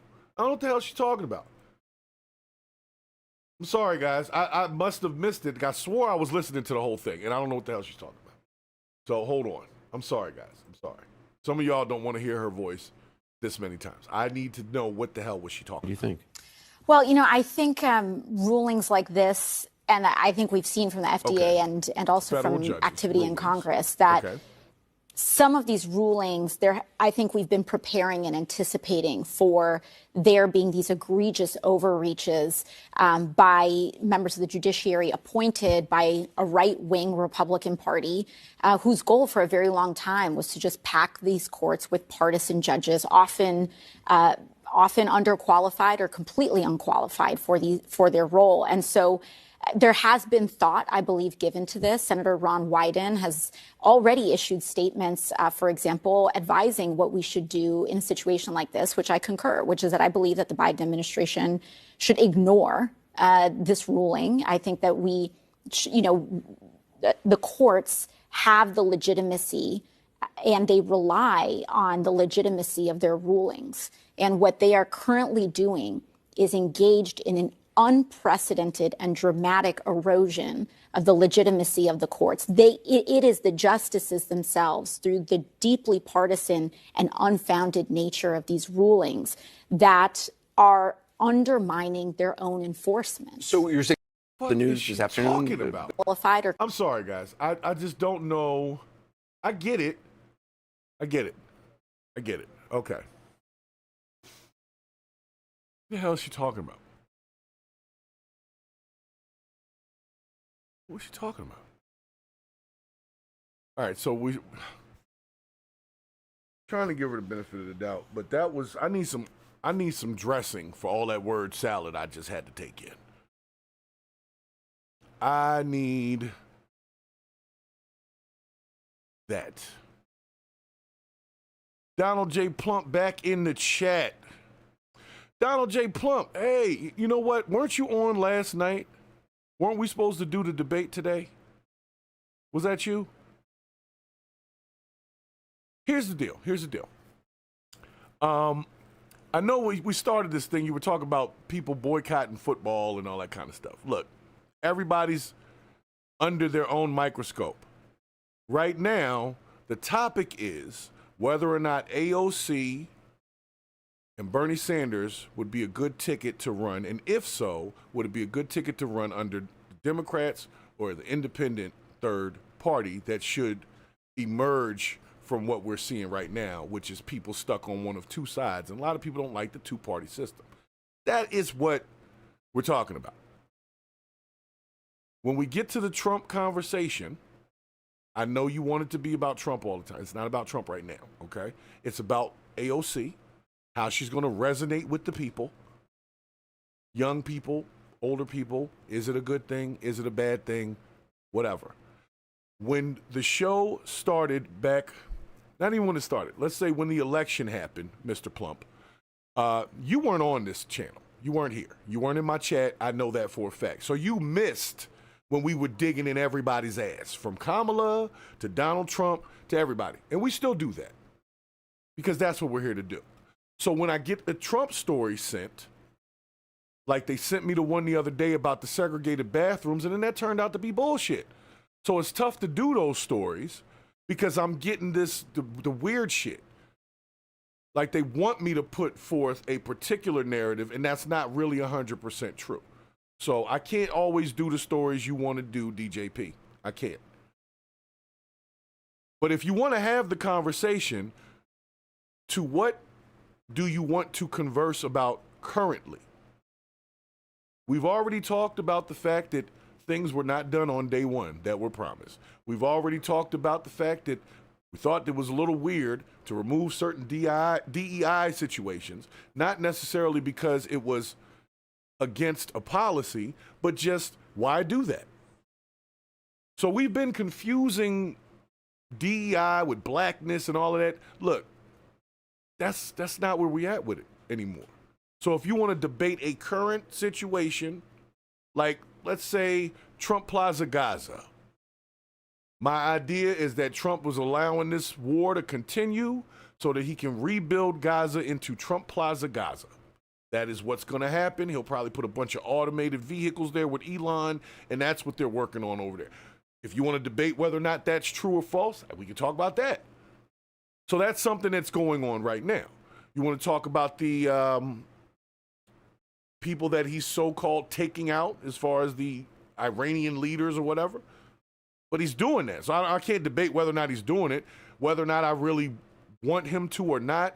I'm personally, I don't even think those people are really as bad or effectively bad as we were made out to think them to be. I think they're doing whatever they're doing over there. U.S. has their own little ulterior motives with everything that comes down to, in my opinion, expanding some shit. And Trump is all about that expansion shit. the Greenland thing, the Panama Canal, all these things. So you can't say we're not objective on the channel. It's just I'm not 100% against a motherfucker just because you are. That's how we do this purge thing. Because if I do that, then I can't be objective. But if you miss the pieces, that's why it's alive. You got to catch it while it's live. Okay?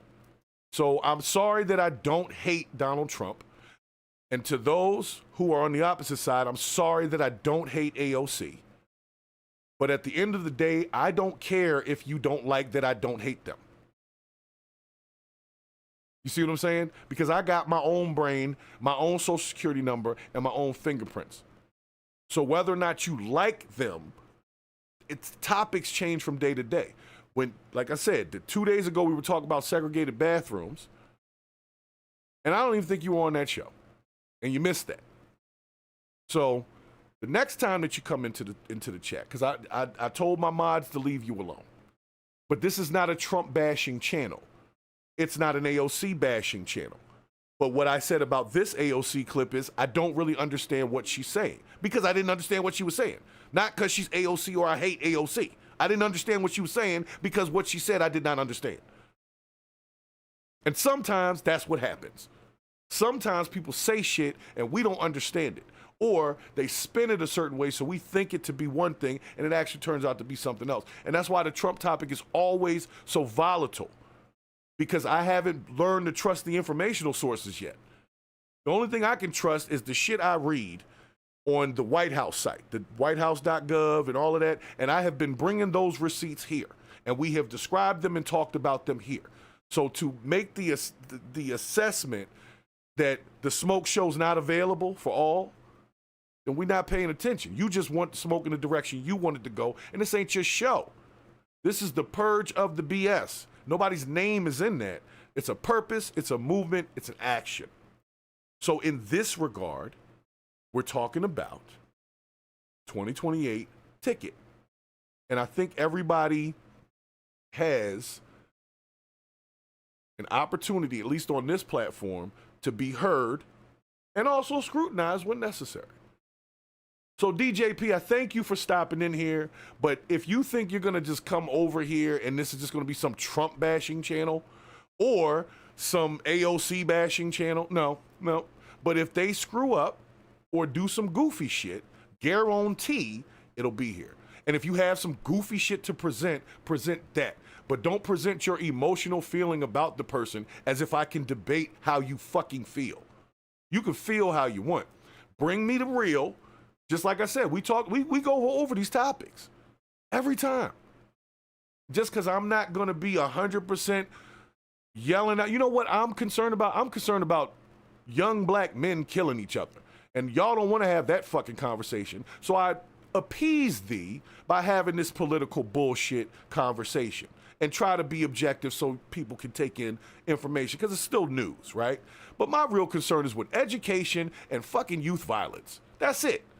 And fair chance hiring for people who have disabilities, criminal records, or are not very good with technology. And I'm literally trying to do that in my real life. This is for y'all. That's why I call it an SEO topic. This is because YouTube says we won't let anybody come to your fucking channel unless you talk about these few things while you're there. So I do it because I'd rather have real conversation. But if you think we're going to just be focused on one thing, you picked the wrong damn channel. Because I got some shit to talk about at all times. But I do this because people want to have these conversations right now. So if you can at least allow that to happen, then that's fine. But Donald J. Plump, if I want to support the demise of my race, I'm more than welcome to. I don't even know what that means. But you know what that sounds like? That sounds like some bullshit to me. So now you are fully on Troll Patrol, and you already know what that means. You already know what that means. You already know what it means. Oh, did they get him? Did they get him? Oh, they got him.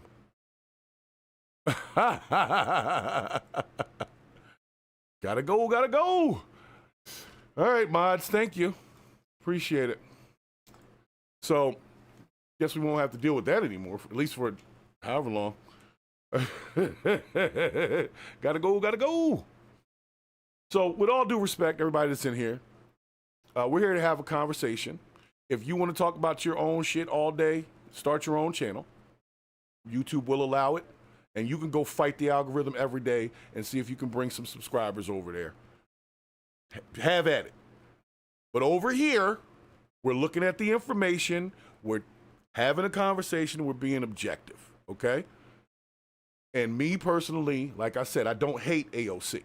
I think she says some weird shit sometimes, but I don't have a hatred to her like y'all have a hatred towards people. How can you hate a person that you've never fucking met, who's never actually done something specifically to you or your family?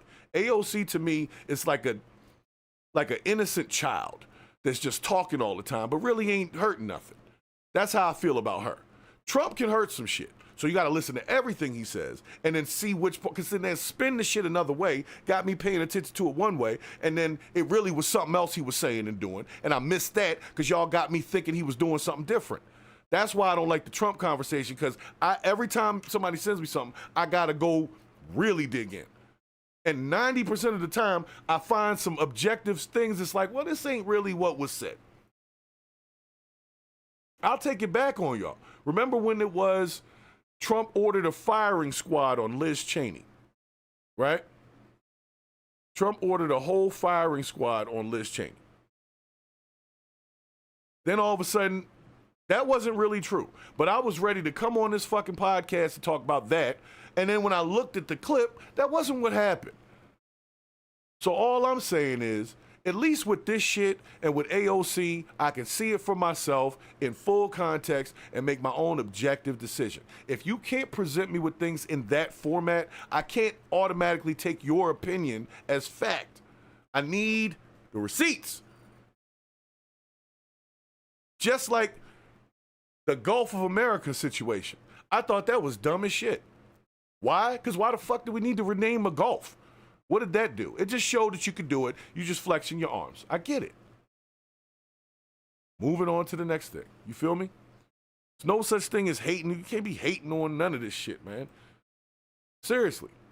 Y'all got to stop with just being hatred, and just because somebody don't agree with you is because they either hate your candidate or they hate the Democrats or they hate their own race and all this other shit. Stop. Stop. That's goofy. Sounds goofy, will continue to be goofy, and will continue to not be welcome, at least over here on Purge the BS, because it's bullshit and I have to purge it. So I can't allow it to just keep continuing. So DJP, you got to be objective, or you can't be on the show. I think you get it. I think you get it. I don't think he gets it. I can't read a receipt. That's stupid. All right, DJT or DJP, are you willing to put your money where your fucking mouth is and come up here and let's talk some shit? But I want to have an objective. I want to debate whether or not I can read a receipt. That was your claim. I can't read a receipt. I would like you to present your evidence if you feel so inclined, and not on some goofy shit, like present a receipt and see if I can read it.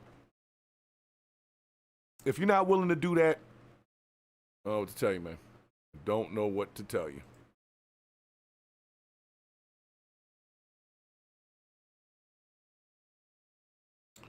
So, like I said, I hope that 15 minutes felt fun, but we are not going to address the DJP situation anyway. Donald J. Plump comes in for the purpose of trollage, just to basically try to derail the show a little bit, which is fine. I'm all in good fun, right? All in good fun. But to make an inference like I can't read, now you just being disrespectful, and you don't even deserve to be in my chat. You see what I'm saying? Like, to a certain point, I'll allow it, but don't get the shit twisted. It's still my show, okay?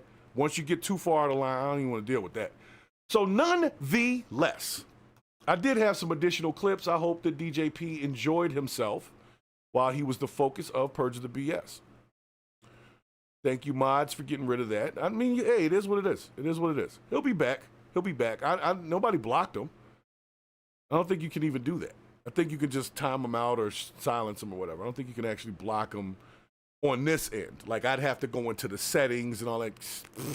Nobody has time for that. You can come back, but the next time you come back, DJP, if you're still tuned in here, make sure you bring yourself and your camera, and I'll bring you up here, and you can get scorched by my chat in real time for whatever reason, okay?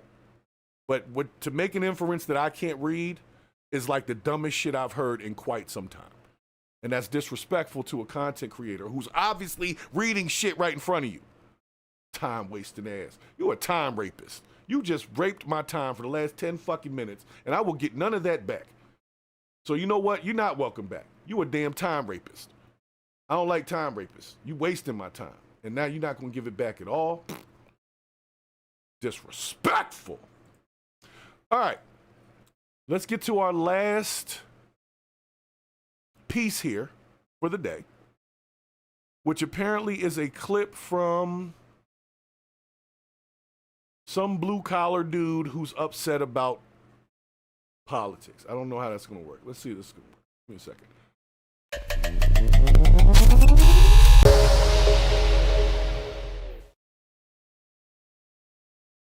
Well, there's so much AOC content over here. I don't want to go back to it, but there's like a lot of people talking about that as if that's a thing that someone's made a decision on, which is weird to me.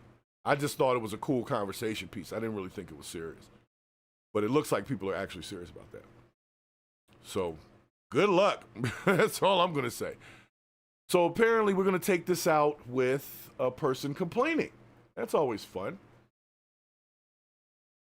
Dedicated to the complainers of the world. Wow. Guy looks like he's had a rough day. Let me let y'all check this shit out. I don't even know what's going on, but this guy really looks like he had a rough day.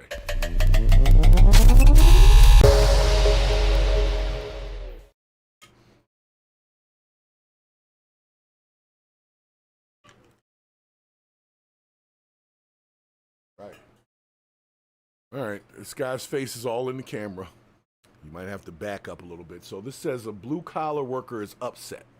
That was the description I got. So let's see what he's upset about. I don't know how any of you guys are going and going and going. I know you gotta be at the same level of mental health as me. Every day it's something new between the fucking news and the fucking stupid Biden and stupid Trump. And this country's fucked. Every day we're spending more and more money. None of us are getting ahead. The rich people are the ones that are fucking getting ahead. True. I'm tired of struggling. Yo, I ain't gonna lie. I've done everything. I feel this dude. Like, maybe not to the level of crying that he's doing. And I hate when people turn on a camera to cry. That to me seems disingenuous. But what he's talking about, I feel you, dude. I feel you, bro. Shit crazy out here, ain't it? I don't know how any of you guys are going and going and going. I know you gotta be at the same level of mental health as me. Every day it's something new between the fucking news and the fucking stupid Biden and stupid Trump. And this country's fucked. Yeah, I literally be feeling every like this day when we're I'm on the spending commute more and to more work. You're money. right. None of us are getting ahead. The rich people are the ones that are fucking getting ahead. I'm tired of struggling. The struggle is real, bro. Keep going. I've done What you talking everything I can. I'm trying to be a good man. Trying. I hear you. I hear him, man. I take care of my daughter. I take care of my wife. The best I can. I can't keep going. Every day it's something new. And then on top of that, as if you're not trying to spend money, you have to. Fucking everything's expensive. They're really slow on the beeps on this, but whatever. I own a painting company. I still can't fucking make it. I'm fucking trying, man. Wow. I'm sorry, I'm gonna pause it here because I gotta. A lot of times I don't be feeling that the on-air cry is authentic. But the topics that he's bringing up, I must say, I do agree with. A lot of us are out here tired of struggling, and we see no way out of it. This guy's obviously working a job, getting his hands dirty. He's got dirt and mud all over his hands and stuff. It's obviously, and he said he owns a painting company. He owns a small painting business. So I guess he's an entrepreneur who is out here doing his thing, trying to make it, as a small business. And what a lot of people may not know about smaller businesses is small businesses have similar taxes to larger businesses, but not the income. So the second you register a business, the government of the state that you registered that business in wants money. They need money to register that business. You have to have a registered agent. You have to pay, if you are deciding that you're going to employ some people, you got to put in money to unemployment. This is before you've made your first penny from this business that you've just started. You can't even hire nobody until you've already started paying for all of these things.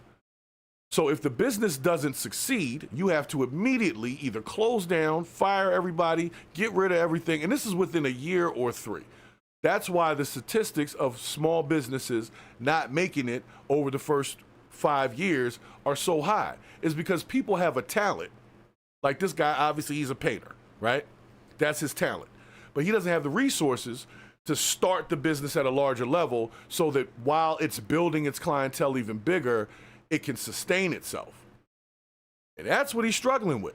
I hear it in his voice because I know what he's talking about, because I too have had to deal with these things when it comes to starting small businesses. There are a lot of dumbass fees and taxes and stuff that come every year, whether you do business or not, no matter how much you make or not. So you can make $50, you can make 50,000, you can make 50 million. But there are certain fees that they are going to ask for every year, or you don't even have a business. So this guy sounds like he's struggling with his clientele, making sure his family's straight, and that's enough to make any man break down. Because if, as a man, you want to provide all this. You want your family to be good. You want your daughter to be good. You want your wife to be good. And so, like I said, I don't know about the theatrics of this, but the topic in it is real. There are a lot of people that are going through this. You know what I'm saying? And I'm not saying that people don't go through this. I'm just saying most dudes don't televise it. I know I don't. I'm sure that I've had my moments, but y'all ain't seeing that shit because I'm not going to turn the phone on and start recording it just so I can show it to you. To show you I have feelings or to show you I feel a certain type of way. I ain't got to do it like that. I can tell you right here on this podcast, everybody's struggling. Everybody. At whatever level, I'm sure if you're a billionaire, millionaire, you're fine. Okay, great. But most of us ain't that. So most people are struggling. And I can agree with that. I just don't like the fact that he came on the internet crying about it. He could have just stated it in the same way. You know what I'm saying? He could have just said, look, man, I am tired of this. I'm out here trying to build this business. I'm trying to take care of my wife. I'm trying to take care of my daughter. And I just cannot figure this thing out. I can't get anybody to invest where I need them to invest. Everybody knows I got this talent and they don't want to put real investment behind it. They would rather go spend their money elsewhere. Now, at this point, I'm talking about my own shit, right? But it's like we got talents that aren't being invested in. That's the small businesses. The people that you know that are really good at stuff. The guy that you know that's a knack with computers. You put something in front of him, it's not working. If that thing can turn on, he can fix it. That guy. He's the one that should have the business. But when it's time to put money behind that, we're going to go buy a Birkin bag or something like that. We're not going to invest in our own people and our own businesses. I know that's tough for some of y'all to hear, but that's really the truth. Y'all know somebody who's talented. Y'all know somebody who's probably got a business idea that they've been working on for years.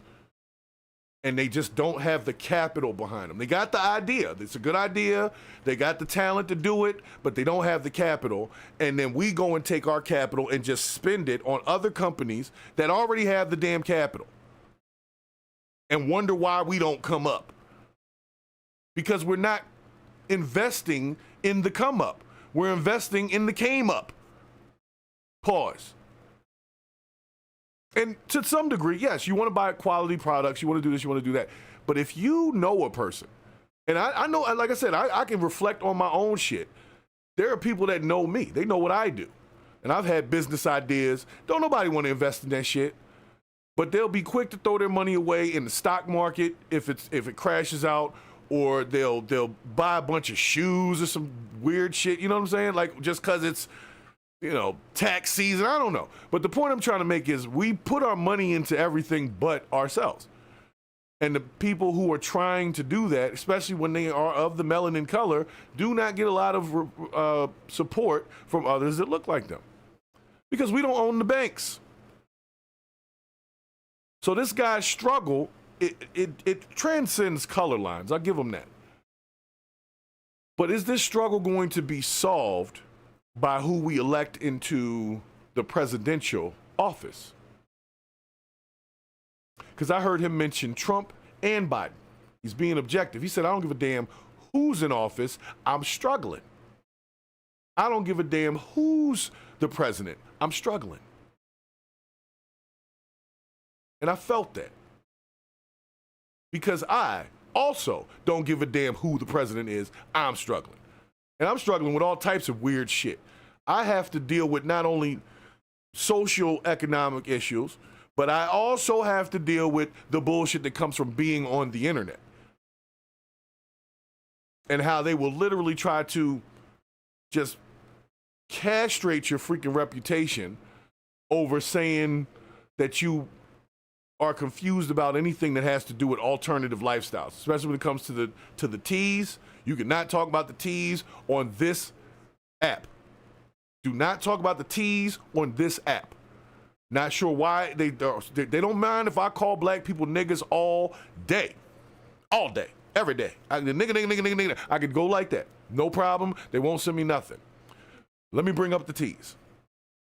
And Dave Chapelle had a joke about that one time. He was talking about a Netflix special, and he said that they told him that he couldn't say, I think it was Jews on his special. And he said, well, I can say nigga 1,000 different times and y'all don't have a problem with it. And the lady said to him, well, you're not Jewish. And his response was, I'm not a nigga either. But we allow that. So why is that allowed? You know why it's allowed? Because we allowed it. If black people were like, yo, we don't want anybody saying that shit no more at all, just everybody needs to stop talking like that, and we made it some sort of prohibited speech like the T's do and the J's do, you cannot talk about those groups. And it's because they are strong together. So when you mention the T's, even if it's to be an advocate, they literally don't, nope, unless you're one, you do not get to talk about them. You don't say a word about them. Or you will catch a message from the YouTubian algorithmians. And I have been privy to these conversations because, yes, I've been guilty of it myself. So we're all struggling. We're all struggling to try to make ends meet. We're all struggling to try to find some level of leadership that's taking us in the right direction, whether it's on the Democratic Party or the Republican Party or Independent Party or the Indepublicrats like we are over here, or at least that's what the channel is. It's like, how are we supposed to get ahead if the people who are in power are not connected to this guy that's crying on the internet trying to start a small business? I've heard all of the rhetoric in the world about how they're going to help small businesses. I ain't never seen that shit. Best bet you got in starting a small business is to be a black woman. And that's honest truth. You get minority preference and you get sex preference. And I mean sex by male versus female.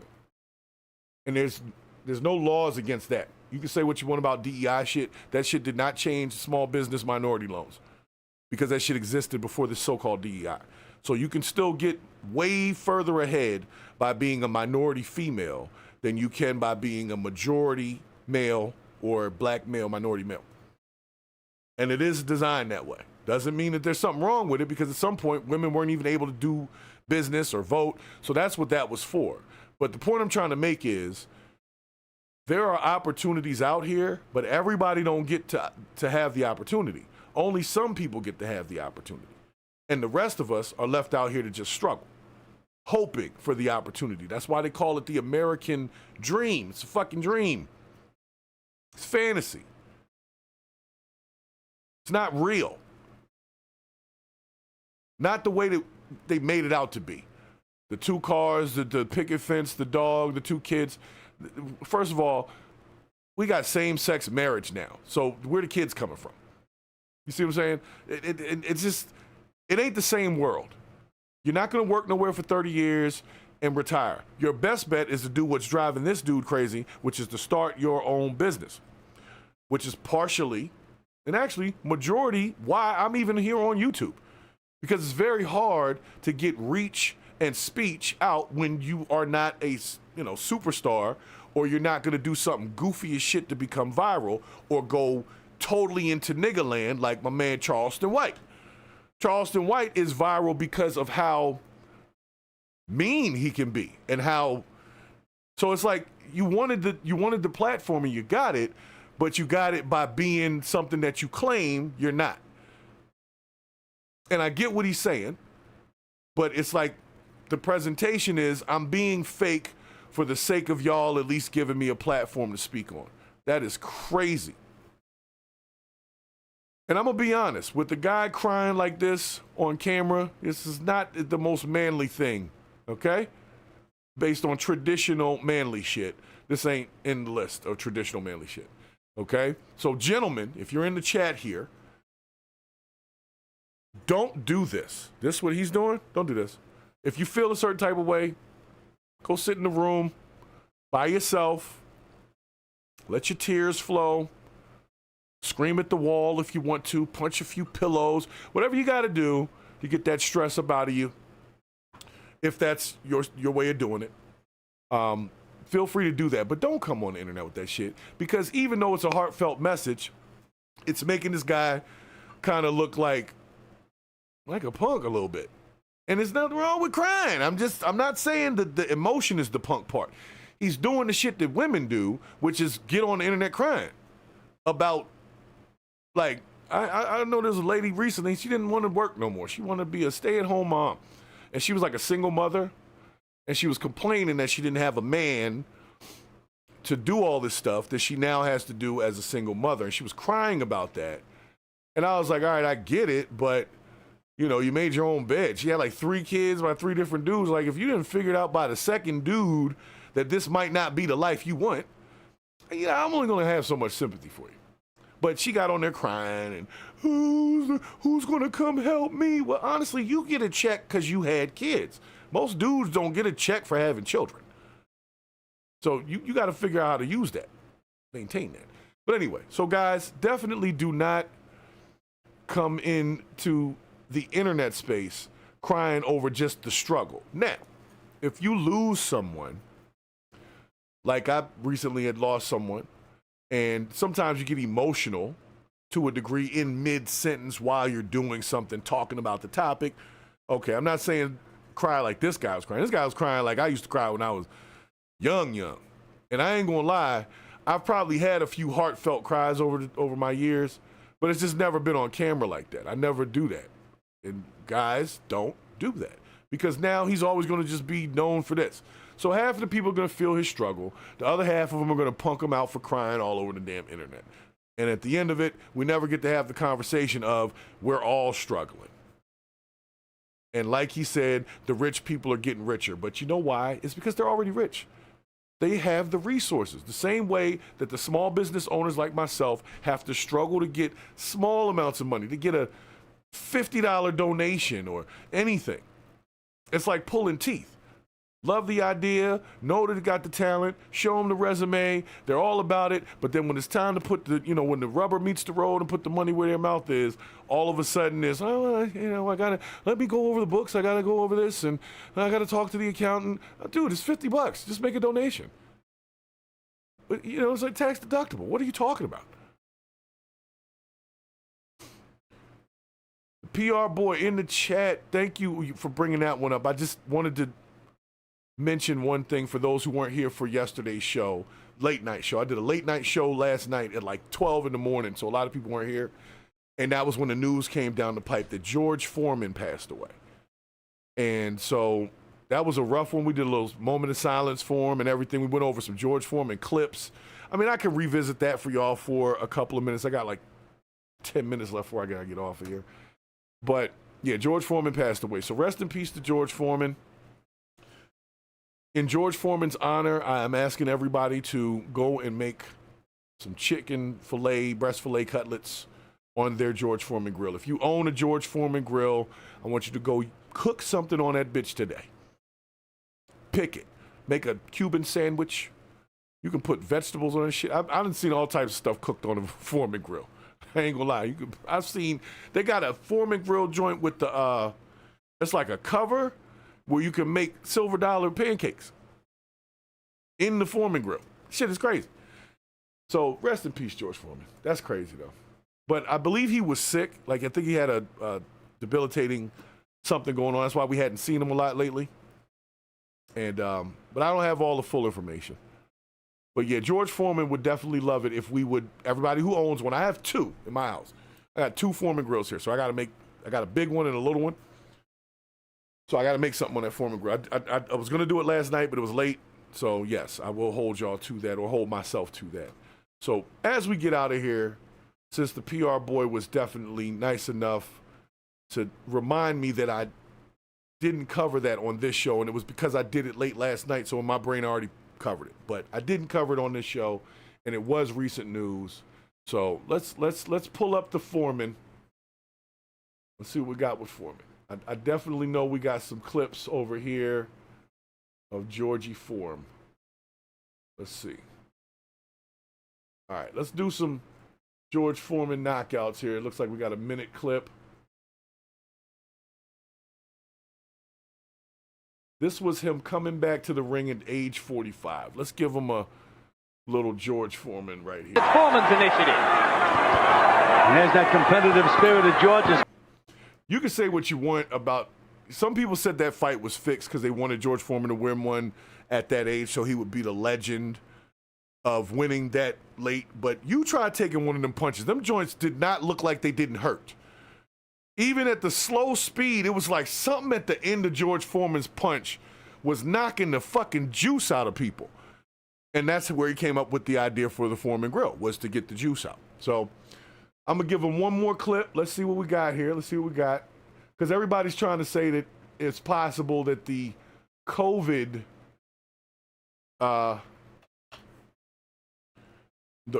shot is why he died. Because he was a proponent for the COVID shot. I don't know about that. I don't. Let's see what else we got here. What's this one? All right, we're going to go to the full joint right here, okay? Young George Foreman. A good right by Lyle. A good right by Lyle, and he's got Foreman in trouble. He's got him in trouble. He's got him in trouble. Staggering off the ropes, and Lyle all over him. Well, Lyle with a good left. George fighting back now. Give it up for the legend, yo. Howard, as you can see, Lyle is giving land on Foreman. Foreman in the red trunks, Lyle in the white. And the advisors are yelling to Foreman, keep those hands up. Now Lyle did you see that shot? Now Lyle is hurt. Quickly, Foreman lands them body shots. Look at this. Look. Lyle's in trouble. He's against the ropes, trying to cover. Now you take a Foreman shot, boy. You take one. In what has been a very active fight thus far. The boxers, kids playing in the playground. A good right by Lyle. Producer retimed the second round. This is awesome. In our truck. Lyle all over him. Lyle has Foreman in trouble. Foreman is down. It started with a right, then a left. Foreman looking over here. He's been relatively inactive, except for that charade in Toronto against the frightful Bod. Now Foreman fighting back. Foreman is in trouble. Yo, these bunches, y'all don't know. With a good left. Now George, that shit would knock down the biggest. Now George fought back with a magnificent right. George fought back. You can't even stand up on that. Watch this. There you go. 40 seconds left in the round. He pulled his hand down. You see him pull his hand down? Only 10 seconds left in the round. Now Foreman was staggered. Foreman was staggered by a Lyle left. Foreman goes down. Foreman goes down. Lyle fights back. This is back when they wasn't stopping the fights all quick. You know what I'm saying? They let them fight out back then. Now it's Lyle. Now it's Lyle. See, they would have stopped the fight right there. They would have been stopped this. They're both fighting. Look at that. Fight. The dude was standing up, knocked out, if you don't know. He was knocked out, but still standing up. And Foreman just kept digging him up in the air like this and just kept him up there. It took like 4 more shots at him. That was awesome, yo. That was awesome. So, yes, I will give Mr. Foreman a couple of more minutes. We'll just, like I said, we paying honor to a legend. If you don't like George Foreman, I don't care. Okay? This guy was a freaking legend, and as an older guy, he was so much of a gentle giant. You know, it was like people loved George Foreman. He had a good smile. He always seemed to be nice to people when he was on like on the shows. He was always nice after that. Like, he was known as being this mean dude early, and it became nice later. Kind of like Mike Tyson. Mike Tyson was a monster, biting ears and all that kind of stuff. And in his older years, he's like all cool, sitting back, smoking weed with Joe Rogan and stuff. It's like total change. Now, as far as Mike Tyson is concerned, you know, going to jail does change some things for you. But George Foreman didn't do all that. So I want more boxing. I was going to show the, let's see what this one is. Fights. Let's in 89 had 5 more. I got and here in 7 1990, Jamison does not know where he is right now. Hold on, I missed it. In 87 had 5 fights. In 88 had 9 fights. In 89 had 5 more. And here in 1990, Jamison does not know where he is right now. One more time. Did y'all see the mouthpiece fly? Did you see the mouthpiece fly? Watch this shit. 9 fights. In 89 had 5 more. And here in 1990. Yo, did you see the mouthpiece fly up? That is crazy. Yo. Here Jamison does not know where he is right now. Instinctively covers up. There goes the mouthpiece. A timeout is called. A convenient lull in the action now for Jamison, who took a wallop, and it looks like now it's just a matter of time. Jamison trying to haul off. All of his strategy is completely out the window now. Now we will see those survival instincts of Jamison. We may see a little repeated seconds before this ends. Well, that uppercut is mean. Look at that body shot. He only knew about this fight a week ago, and now he's showing it.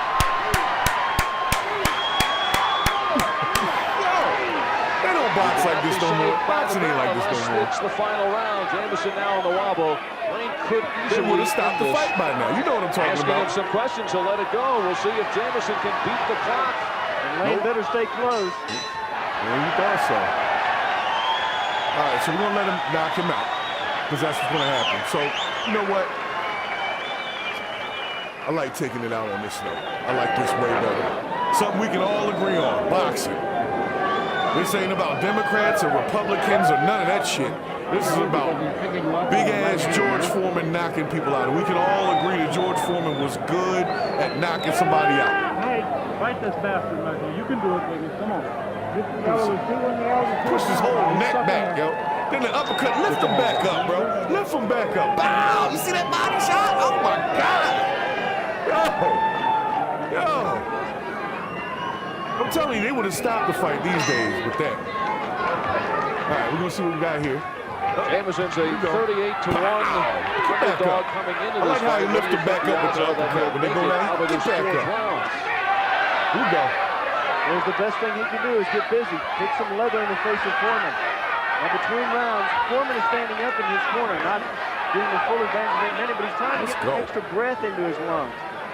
He's taking deep breaths over there. In comparison, Mike Jamison in his corner is sitting down. But they're not taking. No, they had to stop it right then. That was wrong. I wanted to see that. But y'all get the point. I'm going to do one more. Let me see what else we got. Jesus Christ. See this shit.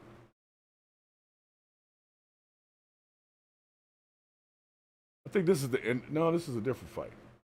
Is this the same fight?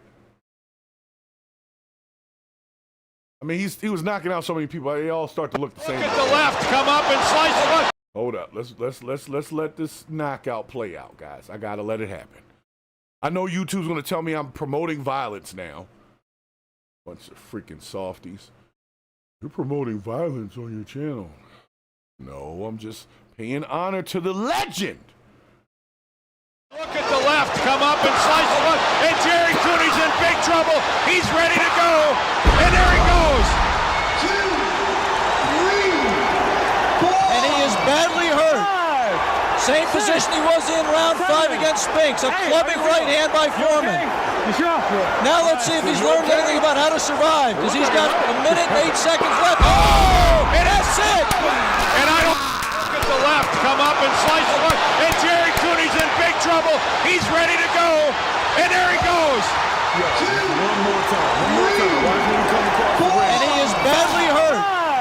Same position he was in round 5 against Spinks. A clubbing right hand by Foreman. Now let's see if he's learned anything about how to survive, because he's got a minute and 8 seconds left. Oh, and that's it. And I don't look at the left. He should have stopped after the round before. He should have never came back out there messing with Big George and the Foreman grill, because the Foreman will put that fist in your grill. And you know what? I appreciate the fact that even on what some people call some horrible cesspool of the internet over here on X, because it is a little wild over there, I ain't gonna lie, but it looks like a lot of people are still paying honor to the legend. We took a moment away from politics and the Tesla dealership shit and Elon Musk, and just for a moment, look at somebody who worked their ass off, got to be a champion, got to also, he was 74. You see him hit that bag at 74? Hitting that bag, that's freaking crazy, dude. Big George still doing it. Big George was still doing it. So I will give him that, because I'm you know what? There's hope for America. I'm gonna put it like that. That's how I feel right now. I'm so glad to see that so many people are doing so much to say R.I.P. to George Foreman. And I'll take it out with the super punch power joint of George Foreman. Y'all got to check this out. I remember this clip. He hitting this heavy bag, and you just hear the bag go poof. Like, this shit is crazy. No one ever hit it the way Foreman did. Little lion don't apologize to no jump on. This little lion and a rubber pump pump. Brother jump on and I see him some with tongue. Brother never only tell you to push up your arm, push him up. Freaking X, man. I wanted to hear the punch. That's the music, guys. Look at him just killing the bag. Jesus. Look at the dent in the bag. Did y'all see the dent in the bag? Y'all missed it. I don't care if you saw it or not. He's denting the punching bag. He dented the punching bag, guys. I wouldn't have done it, because boxers didn't get paid as much as they do these days. So taking that punch wasn't worth $50 million and shit like it is now. But yeah, I've got one of these. I've got the big grill. I got it all. So shouts to everybody on the internet for being impartial and paying honor to the late, great George Foreman.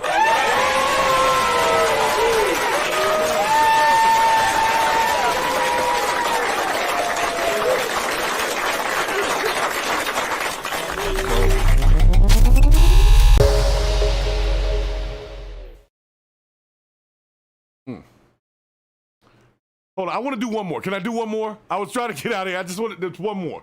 Just one more. All right, just one more. Just one more minute. One more clip, okay? Just one more. Okay, just one more.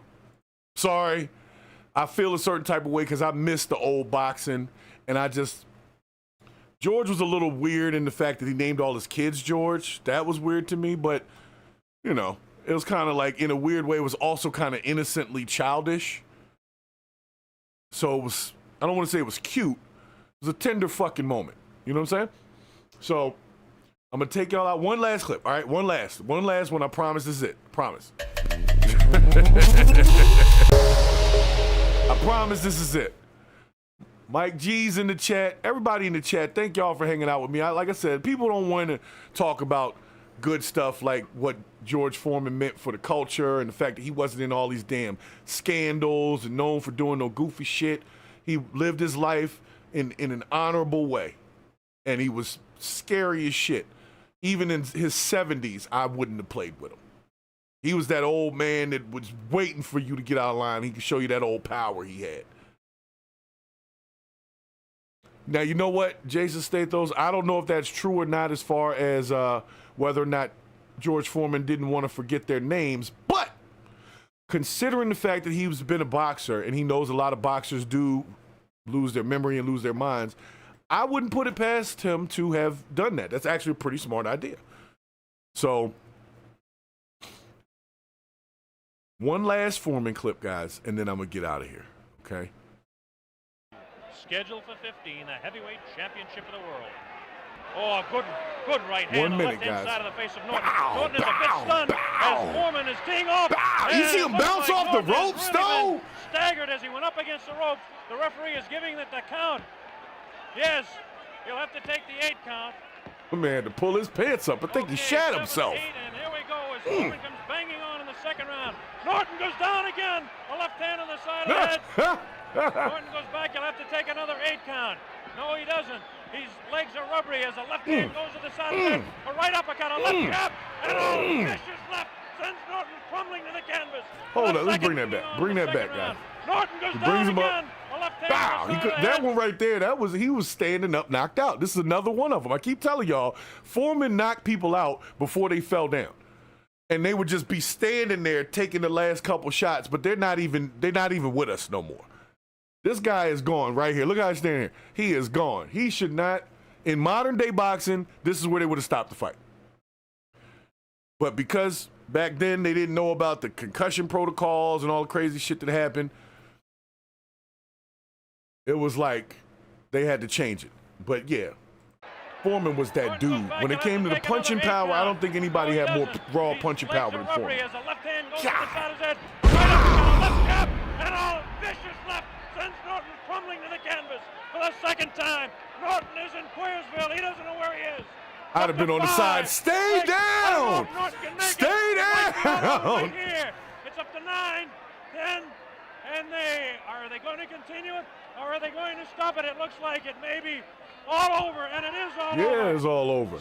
They would see. That's what I'm saying. Today's boxing, they wouldn't have done all that. They would have definitely let that keep going, and I mean, not let that keep going, and they would have stopped that. So, like I said, I'm gonna take it out.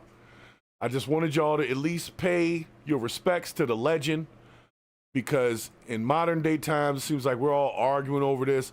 I don't think anybody can argue over whether or not George Foreman was a great boxer and also a great man, and turned out to be a really good father as well, if you hear his kids talk about him. And that's all we can really ask for in this world. That's really it. That's all we can ask for. So when we think about George in the next couple of days here, right? And just remembering that he did so much for the culture that everybody, white, black, old, young, is paying him honor. That gives me hope for us, because that lets me know that there's at least a few things we can still freaking agree on. We can agree that the Foreman grill is the shit, okay? I have made so much stuff on the Foreman grill, and I don't think George invented it. He put his name on it, and he did the commercials. He owned the company. He was definitely not just the spokesperson. It was him. His picture was on the box with a big smile on his face holding the grill. And I remember at first, I was like, man, I'm not buying no damn George Foreman grill. And then I went to somebody's house who had one, and they made a sandwich on it, but it had the grill lines in it, and that was awesome. Then somebody made like some bacon on the joint, and it took the oil out. I said, okay, maybe I do need to get me one of these. And so I did.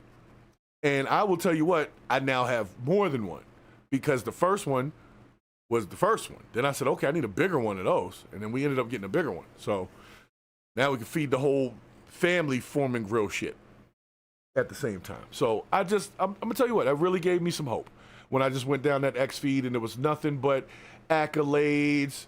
It wasn't some idiot saying, I wish this monkey would have died years ago or some dumb shit like that. Because that's the kind of stuff the trolls like to say. But they're not just trolling when they say these kind of things. They literally do feel like that, and the internet's the only place they can feel free to do so, because out in the public, if they were telling people that they wish they were dead monkeys, they would get punched in the face with a Foreman uppercut. So the internet makes people very bold. So it really felt good to see everybody making these posts. It's actually really cool. It's really cool. So with that, guys, I got to get ready to get out of here. Got some shit to do. March Madness is on. So for those who are basketball fans, make sure your brackets are tight. I'm sure there was a couple bracket busters for y'all yesterday. I definitely had one. I think it was a North Carolina game. I think I went with North Carolina. They lost. I think that's what happened. I feel like that was definitely a game that I had something. $200 million he made from them grills.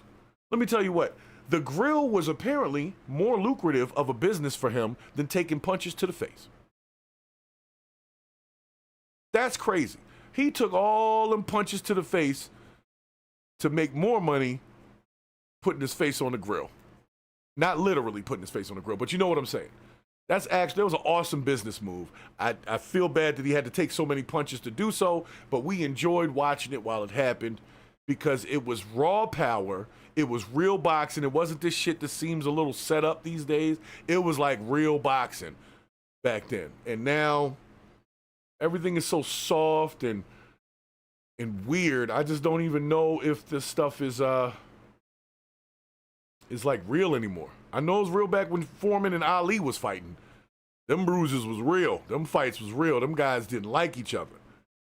So with that being said, guys, if you are one of them few people that can still manage to find something to hate on, and including George Foreman and the Foreman Grill, because I don't know what political party George Foreman was part of. I do know he was a proponent of the COVID vaccine. So for those of you that want to hate George Foreman because he told people to get the vaccine that the whole country was supposed to get, and people were saying they were supposed to get, especially older people like himself at the time, if you want to hate on George Foreman for that, screw you, you suck, okay? Because the rest of his life was absolutely awesome, an inspiration for many people, and I hope that he rests in peace, that he has a good time in eternity with God and the good gods, not the evil ones, not the burning hell types. No, that guy did all right with me. I don't know what he did behind closed doors, but George Foreman was all right with me. So if you can't respect the fact that George Foreman was a good dude, I don't respect you. So I'm going to go through my chats, people, real quick. Get up out of here. Let's see what we got here. Mike G's, thanks for stopping in the chat. IMZ, thanks for stopping in the chat. PR Boy, thanks for stopping in the chat. Jason Stathos, I see you in the chat over there. Appreciate you. Let's see who else we got in here. Who else was in here? There's just a few of y'all. That's fine. What was that? Pam? Pam, if you're still around, thank you for stopping in the chat. Donald J. Plump, maybe we'll see you another time if you're ready to be chill on the channel so we can have some fun over here instead of being on the goofy shit. But shouts to you for stopping through as well and being the first person ever on the Purge of the BS to actually get kicked out. I didn't think it was possible. Set the record. And let's see, we got everybody out of there? We got everybody out of there. Okay, well, guys, go enjoy your weekend.